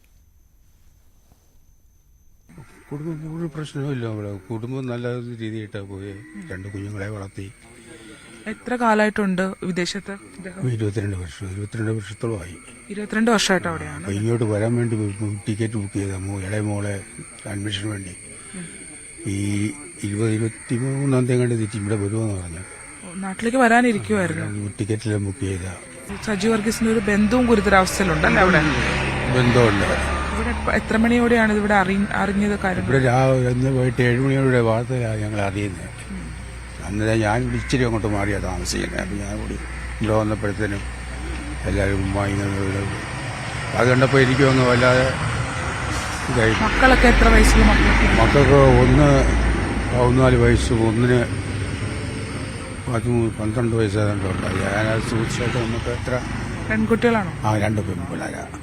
1 ഡിഗ്രി കഴിഞ്ഞു, ഒന്നിന്റെ അഡ്മിഷന് വേണ്ടി വരാനിരുന്നു. ലീവില് വരാനിരിക്കുവായിരുന്നു അല്ലേ? ഈ അടുത്ത ദിവസം ബുക്ക് ചെയ്ത് സംഭവം ഉണ്ടായത്. കണ്ടിരുന്നോ? വീട്ടുകാരെയൊക്കെ കണ്ടിരുന്നു? ഞാൻ കണ്ടു. പിന്നെ വൈകിട്ട് വന്നു. എന്തുകൊണ്ടല്ലോ എന്നെ പറയത്തുള്ളൂ. കാരണം വേറെ ആൾ ഇവിടെ കയറ്റത്തില്ല. 2 പെൺപിള്ളേരും അവരും എല്ലാവരും. ഞാൻ ഇത്രയും വർഷം കൊണ്ട് എന്നെ ഇവിടെ കൊണ്ട് കിടക്കുന്നു. ഞാൻ അതേമാതിരി കിടന്നത്. ബന്ധുക്കളൊക്കെ ഉണ്ടോ? ബന്ധുക്കളൊക്കെ വന്നു എല്ലാവരും ഉണ്ടായിരുന്നു. ഇന്നലെ വൈകിട്ട് ഒത്തിരി ആളുണ്ടായിരുന്നു. ഈ മാസം ലാസ്റ്റോടുകൂടി ഇളയമാളുടെ അഡ്മിഷനുമായിട്ട് ബന്ധപ്പെട്ട് വരാൻ വേണ്ടി ഇരിക്കുമായിരുന്നു. വൈഫിന്റെ ജ്യേഷ്ഠത്തിയുടെ ഭർത്താവുണ്ട്. ഒരേ റൂമിലായിരുന്നു. 4ാമത്തെ നിലയിൽ നിന്ന് പുള്ളി താഴേക്ക് ചാടി. കൈ ഒടിഞ്ഞിട്ടുണ്ട്, കാല് ഒടിഞ്ഞിട്ടുണ്ട്, നെഞ്ചിന് പരിക്കുണ്ട്, മുഖമൊക്കെ ഇതായിട്ടുണ്ട്. ആരെങ്കിലും ബന്ധപ്പെടാൻ കഴിഞ്ഞിരുന്നോ? കസിൻസ് വേറെ അവിടെ ഉണ്ട്. അവരുമായിട്ട് ബന്ധപ്പെട്ട് ഓൾറെഡി പുള്ളി ഐസിയുയിൽ നിന്ന് ഇന്നലെ രാത്രി ഇങ്ങോട്ട് വിളിച്ചിരുന്നു. പുള്ളിയെ അങ്ങോട്ട് വിളിച്ചിട്ട് നമുക്ക് ഫോണൊന്നും 2 പേരും എടുക്കുന്നില്ല. സജു വർഗീസിന്റെ ഫോണിൽ വിളിക്കുമ്പോൾ റിംഗ് ആവുന്നുണ്ട്, എടുക്കുന്നില്ല. ജ്യേഷ്ഠന്റെ ഫോണിൽ വിളിക്കുമ്പോൾ റിംഗ് ആവുന്നുണ്ട്, എടുക്കുന്നില്ല. ലാസ്റ്റ് പുള്ളി ഇങ്ങോട്ട് തിരികെ വിളിക്കുമായിരുന്നു. മറ്റ് നടപടിക്രമങ്ങളൊക്കെ എന്തെങ്കിലും വിവരം ലഭിച്ചിട്ടുണ്ടോ? അവിടെ ഇതുവരെ ഒന്നും അറിഞ്ഞിട്ടില്ല. ഭാര്യയ്ക്ക് ജോലിയോ മറ്റോ? ജോലിയില്ല. House wife. 2 പെൺമക്കൾ. പലരും കുടുംബത്തെ പോറ്റുന്നതിന് വേണ്ടി പോയവരാണ്. കാലങ്ങളായി അവിടെ ജോലി ചെയ്തവർ ഉണ്ട്, യുവാക്കൾ ഉണ്ട്, പ്രായമേറിയവർ ഉണ്ട്. സജുവിൻ്റെ കുടുംബാംഗങ്ങൾ അല്ലെങ്കിൽ പരിസരവാസികളൊക്കെ പറയുന്നതനുസരിച്ച് ഇവരിൽ അധികവും പരിസരവാസികളും പ്രദേശവാസികളും ഒക്കെയായി നല്ല ബന്ധം പുലർത്തിയിരുന്ന കുടുംബങ്ങളിൽപ്പെട്ടവർ കൂടിയാണ് എന്നാണ് നമുക്ക് മനസ്സിലാക്കാൻ സാധിക്കുന്നത്. തിരികെ എത്താം ഇടവേളയ്ക്ക് ശേഷം.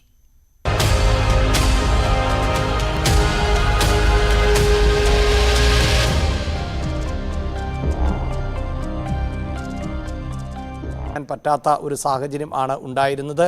ഈ സുരക്ഷാ സംവിധാനങ്ങളിൽ ഉൾപ്പെടെ പാളിച്ചകൾ ഉണ്ടോ എന്നത് പരിശോധിക്കേണ്ട സാഹചര്യം ആണ് ഉള്ളത്. അതായത് എമർജൻസി എക്സിറ്റ് സംവിധാനം അടക്കം ഈ കെട്ടിടങ്ങളിൽ ഉണ്ടായിരുന്നില്ല എന്നാണ് ഇപ്പോൾ മനസ്സിലാക്കാൻ സാധിക്കുന്നത്. അതാണ് ഈ അപകടത്തിൻ്റെ വ്യാപ്തി വർദ്ധിപ്പിച്ചത് എന്നുള്ളതാണ്. അതായത് ഈ തീപിടുത്തമുണ്ടായപ്പോൾ രക്ഷപ്പെടാൻ മറ്റ് വഴികൾ ഉണ്ടായിരുന്നില്ല. അതിനെ തുടർന്നാണ് പല നിലകളിൽ നിന്നും ആളുകൾ എടുത്തു ചാടിയത് എന്ന് തന്നെയാണ് നമുക്ക് മനസ്സിലാക്കാൻ സാധിക്കുന്നത്. എൽദോ നേരത്തെ സൂചിപ്പിച്ചതുപോലെ 41 ഇന്ത്യക്കാർ ഉൾപ്പെടെ 49 പേരുടെ മരണം ആണ് ഇത് സംബന്ധിച്ച് പുറത്തു വന്നിട്ടുള്ളത്. 7 ഫിലിപ്പീൻസ് സ്വദേശികളും അപകടത്തിൽപ്പെട്ടിട്ടുണ്ട് എന്നാണ് അറിയുന്നത്. മലയാളി ആയ എബ്രഹാം എന്ന വ്യക്തിയുടെ ഉടമസ്ഥതയിലുള്ള NBTC എന്ന കമ്പനിയുടെ ക്വാർട്ടേഴ്സായി പ്രവർത്തിച്ചിരുന്ന കെട്ടിടത്തിൽ ആണ് ഈ അപകടം ഉണ്ടാവുകയും ചെയ്തിട്ടുള്ളത്. ഇപ്പോൾ ലഭിക്കുന്ന വിവരങ്ങൾ അനുസരിച്ച് 11 മലയാളികൾ ഈ അപകടത്തിൽ കൊല്ലപ്പെട്ടിട്ടുണ്ട് എന്നുള്ളതാണ്. ഇതിൽ 9 പേരെ ആണ് തിരിച്ചറിഞ്ഞിട്ടുള്ളത്. പ്രധാനമായും കോട്ടയം, കൊല്ലം, പത്തനംതിട്ട, കാസർഗോഡ് ജില്ലകളിൽപ്പെട്ടവരുടെ മരണം ആണ് സ്ഥിരീകരിച്ചിട്ടുള്ളത്. പന്തളം സ്വദേശി ആകാശ് എസ് നായർ 23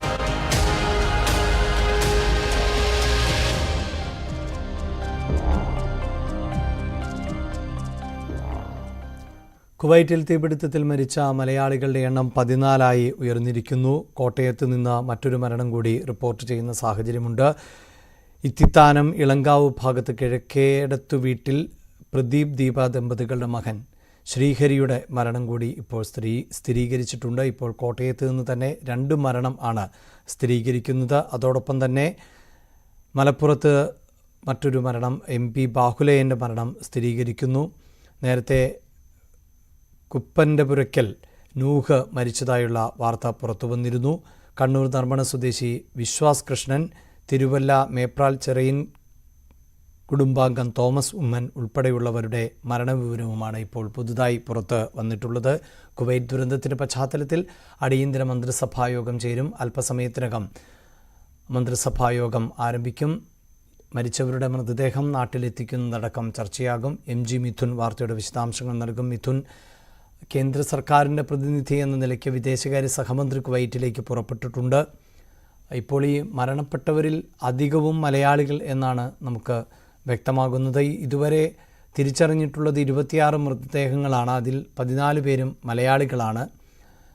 സ്വാഭാവികമായും സംസ്ഥാന സർക്കാരിന് കൂടുതൽ ഉത്തരവാദിത്വമുള്ള സമയമാണ്.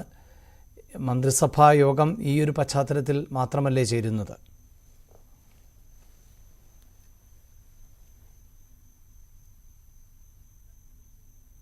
ദുരന്ത സാഹചര്യം കണക്കിലെടുത്തുകൊണ്ടാണ് സംസ്ഥാനത്ത് അടിയന്തര മന്ത്രിസഭാ യോഗം ചേരാൻ തീരുമാനിച്ചിരിക്കുന്നത്. അല്പസമയത്തിനകം മന്ത്രിസഭാ യോഗം ചേരുകയും ചെയ്യും. ഇതിൽ പ്രധാനമായും അജണ്ടയായി നിർത്തിയിരിക്കുന്ന കാര്യങ്ങൾ, അതായത് ഈ മൃതദേഹങ്ങളുടെ നാട്ടിലെത്തിക്കുന്നതിന് വേണ്ടിയുള്ള ഇടപെടൽ വേണമെന്നുള്ള ആവശ്യം അവർ മുന്നോട്ട് വെച്ചിട്ടുണ്ട്. കഴിഞ്ഞ ദിവസം മുഖ്യമന്ത്രി വിദേശകാര്യമന്ത്രിക്ക് കത്തയക്കുകയും ഒപ്പം തന്നെ അടിയന്തര ഇടപെടൽ വേണമെന്നുള്ള ആവശ്യം മുന്നോട്ട് വയ്ക്കുകയും ചെയ്തിരുന്നു. കൂടാതെ തന്നെ ഈ ദുരന്തത്തിൽ പരിക്കേറ്റ് നിരവധി പേരുണ്ട്. അവർക്ക് അടിയന്തര സഹായം എത്തിക്കുന്നതിന് വേണ്ടിയുള്ള ഇടപെടൽ കേന്ദ്ര സർക്കാരിന്റെ ഭാഗത്തുനിന്നും ഉണ്ടാവണം ആവശ്യങ്ങൾ കഴിഞ്ഞ ദിവസം തന്നെ കത്തിൽ മുഖ്യമന്ത്രി ചൂണ്ടിക്കാണിക്കുകയും ചെയ്തു. കൂടാതെ ഇന്ന് നമുക്കറിയാം, ഇന്ന് കേരള അതായത് നവകേരള സഭയുടെ ഉദ്ഘാടന ചടങ്ങുകളൊക്കെയും ഒപ്പം തന്നെ സമാപന ചടങ്ങുകളൊക്കെയും മാറ്റിവെക്കുന്ന ഒരു സ്ഥിതിവിശേഷം ഉണ്ടായിരുന്നു. നാളെയും മറ്റന്നാളുമായി ഈ 2 ദിവസങ്ങളിൽ പ്രധാനമായും ഈ പരിപാടികൾ മാത്രമായി ആഘോഷങ്ങളില്ലാതെ നടത്താനുള്ള ഒരു തീരുമാനത്തിലേക്ക് കൂടി കഴിഞ്ഞ ദിവസം എത്തുകയും ചെയ്തു. ഇതിന്റെ പുറമെ ഇക്കാര്യത്തിൽ കൃത്യമായ ഇടപെടൽ വേണം. കൂടാതെ ഇനി തിരിച്ചറിയാനുള്ള ആരെങ്കിലും ഉണ്ട് എങ്കിൽ അവരുടെ DNA പരിശോധനകളടക്കം നടത്തുന്നതിന് വേണ്ടി അത് വേഗത്തിലാക്കണമെന്നുള്ള ഒരു ആവശ്യം കൂടി സർക്കാർ മുന്നോട്ട് ചെയ്യും. കൂടാതെ ഈ ദുരന്തത്തിൽ മരിച്ചവരുടെ കുടുംബാംഗങ്ങൾക്ക് ധനസഹായം നടക്കുന്ന കാര്യങ്ങളിൽ ഇന്ന് ഒരു വ്യക്തത വരികയും ചെയ്യും. അതിന്റെ കാര്യത്തിലൊക്കെ ഒരു തീരുമാനം ഇന്നത്തെ മന്ത്രിസഭാ യോഗത്തിൽ കൈക്കൊള്ളുമെന്നാണ് അറിയിച്ചിരിക്കുന്നതായാലും പ്രധാനപ്പെട്ട അജണ്ട ഇതുമാത്രമാണ് ഈ അടിയന്തര മന്ത്രിസഭാ യോഗത്തിൽ ചർച്ച ചെയ്യുകയും ചെയ്തിരിക്കുന്നതായാലും അടിയന്തര ഇടപെടൽ വേണമെന്നുള്ള ആവശ്യം കേന്ദ്ര സർക്കാരിനെ അറിയിച്ചിട്ടുണ്ട്. വിദേശകാര്യ മന്ത്രാലയവുമായി നിരന്തരം ഫോൺ സംസാരിക്കുന്നുണ്ട്. ഇന്ന് രാവിലെയും മുഖ്യമന്ത്രി ഇതുമായി ബന്ധപ്പെട്ടുള്ള അധികൃതരെ വിളിച്ച് സംസാരിക്കുകയും ചെയ്തിട്ടുണ്ട് എന്നാണ് നമുക്ക് മനസ്സിലാക്കാൻ സാധിക്കുന്നത്. എന്തായാലും വലിയൊരു ദുരന്തം തന്നെയാണ് സംസ്ഥാനത്തെ സംബന്ധിച്ച് സംസ്ഥാനത്തിൻ്റെ മുഴുവൻ മേഖലകളിലും അത്തരത്തിൽ പല ജില്ലകളിൽ നിന്നുള്ള മലയാളികൾ മരണപ്പെട്ടിട്ടുണ്ട്. അത്തരത്തിൽ അതീവ ദുഃഖകരമായ ഒരു സ്ഥിതിവിശേഷത്തിലൂടെയാണ് കടന്നു പോവുകയും ചെയ്യുന്നത്. അത് കണക്കിലെടുത്തുകൊണ്ട് തന്നെയാണ് ഇന്ന് രാവിലെ അടിയന്തര മന്ത്രിസഭാ യോഗം വിളിച്ചു ചേർക്കാൻ സർക്കാർ തീരുമാനിക്കുകയും ചെയ്തിരിക്കുന്നത്. ഇക്കാര്യത്തിൽ ധനസഹായം അടക്കമുള്ള കാര്യങ്ങളിൽ ഒരു വ്യക്തത അല്പസമയത്തിനകം ഉണ്ടാകും. അല്പസമയത്തിനകം യോഗം ചേരും. അഭിലാഷ്, പ്രത്യേക മന്ത്രിസഭാ യോഗമാണ് ചേരുന്നത്. മൃതദേഹം നാട്ടിലേക്ക് എത്തിക്കുന്നതിനുള്ള ക്രമീകരണങ്ങൾ ഉൾപ്പെടെ ചർച്ച ചെയ്യുക, അതോടൊപ്പം തന്നെ സഹായം അടക്കമുള്ള കാര്യങ്ങളിൽ തീരുമാനമെടുക്കുക. ഇതിനുവേണ്ടിയാണ് സംസ്ഥാന സർക്കാർ അടിയന്തരമായി യോഗം ചേരുന്നത്. തീർച്ചയായും സംസ്ഥാന സർക്കാരിനെ അടക്കം മുന്നോട്ട് കൊണ്ടുപോകുന്നതിൽ പ്രവാസികൾക്ക് വലിയ പങ്കുണ്ട്. പ്രവാസികളെല്ലാവരും അവിടെ ജോലി ചെയ്യുമ്പോൾ ആ വരുമാനത്തിൻ്റെ വലിയൊരു ശതമാനവും കേരളത്തിലേക്കാണ് എത്തുന്നത്. സുവി വിശ്വനാഥൻ ചേരുന്നുണ്ട്. സുവി, ഇപ്പോൾ കേരളത്തിൽ അടിയന്തരമായി മന്ത്രിസഭാ യോഗം ചേരാൻ പോവുകയാണ്. അല്പസമയത്തിനകം മന്ത്രിസഭാ യോഗം ചേരും. ഇന്നലെ ഈ അപകടമുണ്ടായ നിമിഷം തന്നെ പ്രധാനമന്ത്രിയുടെ അധ്യക്ഷതയിൽ യോഗം ചേർന്നിരുന്നു. അതിൻ്റെ അടിസ്ഥാനത്തിലാണ് മന്ത്രി കീർത്തിവർദ്ധൻ സിംഗ് കുവൈറ്റിലേക്ക് പുറപ്പെട്ടിട്ടുള്ളത്. ഇപ്പോൾ മരിച്ച മലയാളികളുടെ എണ്ണം വർദ്ധിക്കുകയാണ്. ഈ മൃതദേഹമടക്കം നാട്ടിലെത്തിക്കാൻ വ്യോമസേന വിമാനം ഉപയോഗിക്കുമെന്ന വിവരങ്ങളൊക്കെയാണല്ലോ പുറത്തു വന്നിട്ടുള്ളത്. മരണസംഖ്യ സംബന്ധിച്ച വിവരങ്ങൾ, അതോടൊപ്പം മലയാളികളുടെ വിശദാംശങ്ങൾ.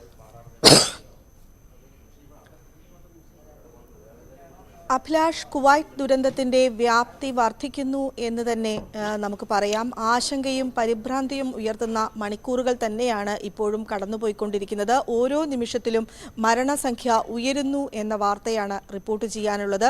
ഈ ബുള്ളറ്റിൻ ആരംഭിക്കുമ്പോൾ 13 മലയാളികൾ മരിച്ചു എന്ന വാർത്തയായിരുന്നു നമ്മൾ പങ്കുവച്ചത്. എന്നാൽ അത് ഒരു മരണം കൂടെ റിപ്പോർട്ട് ചെയ്തു എന്ന് അഭിലാഷ് തന്നെ പറയുകയുണ്ടായി. ഏറ്റവും ഒരു യുവാവായ ജീവിതത്തിലേക്ക് നടന്നു കയറുന്ന പ്രായത്തിലുള്ള ശ്രീഹരി, കോട്ടയം സ്വദേശിയായ ശ്രീഹരിയാണ് മരണപ്പെട്ടിരിക്കുന്നത്. 14 മലയാളികളെയാണ് ഇതിനോടകം തിരിച്ചറിഞ്ഞിരിക്കുന്നത്. നമ്മളോട് സംസാരിക്കുന്നവരെല്ലാം തന്നെ, കുവൈറ്റിൽ നിന്ന് സംസാരിക്കുന്നവരെല്ലാം തന്നെ ഇനിയും മലയാളികളുടെ മരണസംഖ്യ ഉയരാനുള്ള സാധ്യത തന്നെയാണ് ചൂണ്ടിക്കാണിക്കുന്നത്. ഏതാണ്ട് 25ഓളം മലയാളികൾ ഇതുമായി ബന്ധപ്പെട്ട അപകടത്തിൽ തന്നെ പെട്ടിട്ടുണ്ട് എന്ന വിവരങ്ങളും കണക്കുകളും തന്നെയാണ് പുറത്തു വരുന്നത്. ഒപ്പം 49 മരണമാണ് ഇതിനോടകം തന്നെ സ്ഥിരീകരിച്ചിരിക്കുന്നത്. ആ 49 എണ്ണത്തിൽ 42 എണ്ണവും ഇന്ത്യക്കാരാണ്. അതിൽ ഇപ്പോൾ സ്ഥിരീകരിച്ചിരിക്കുന്നത് 14 മലയാളികളാണ്.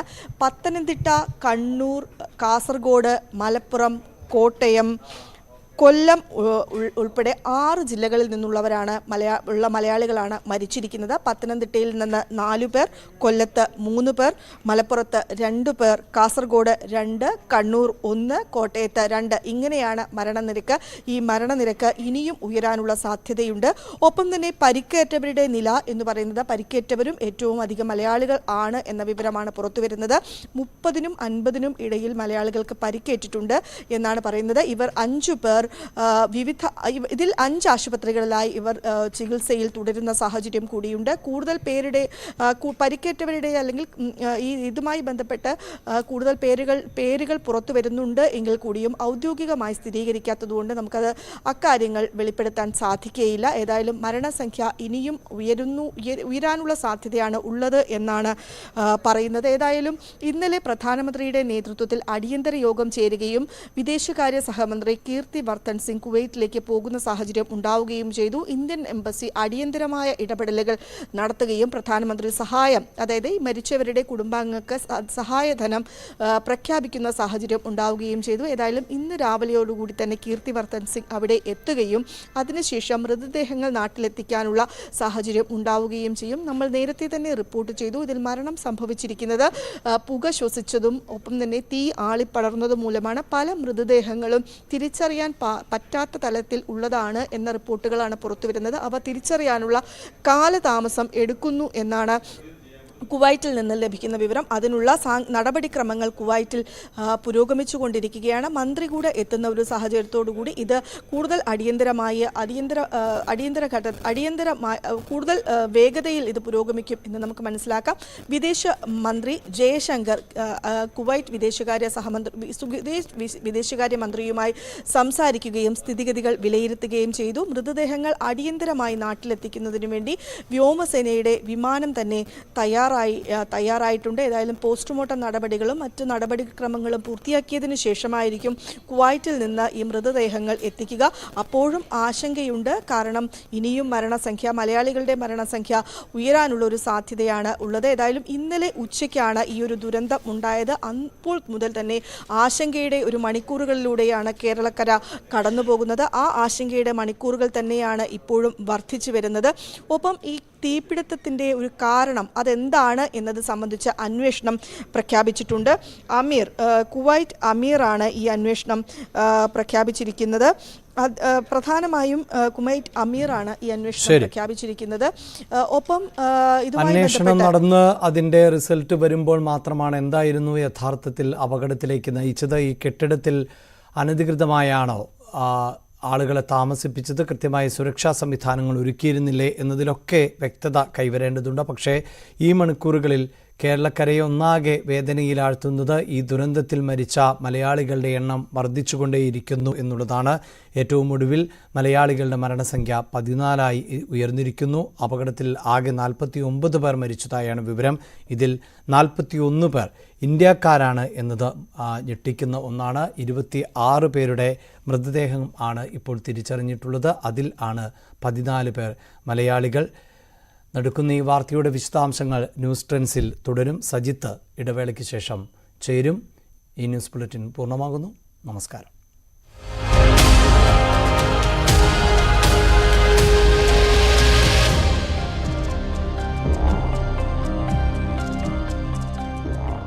കൊല്ലം പൂയപ്പള്ളി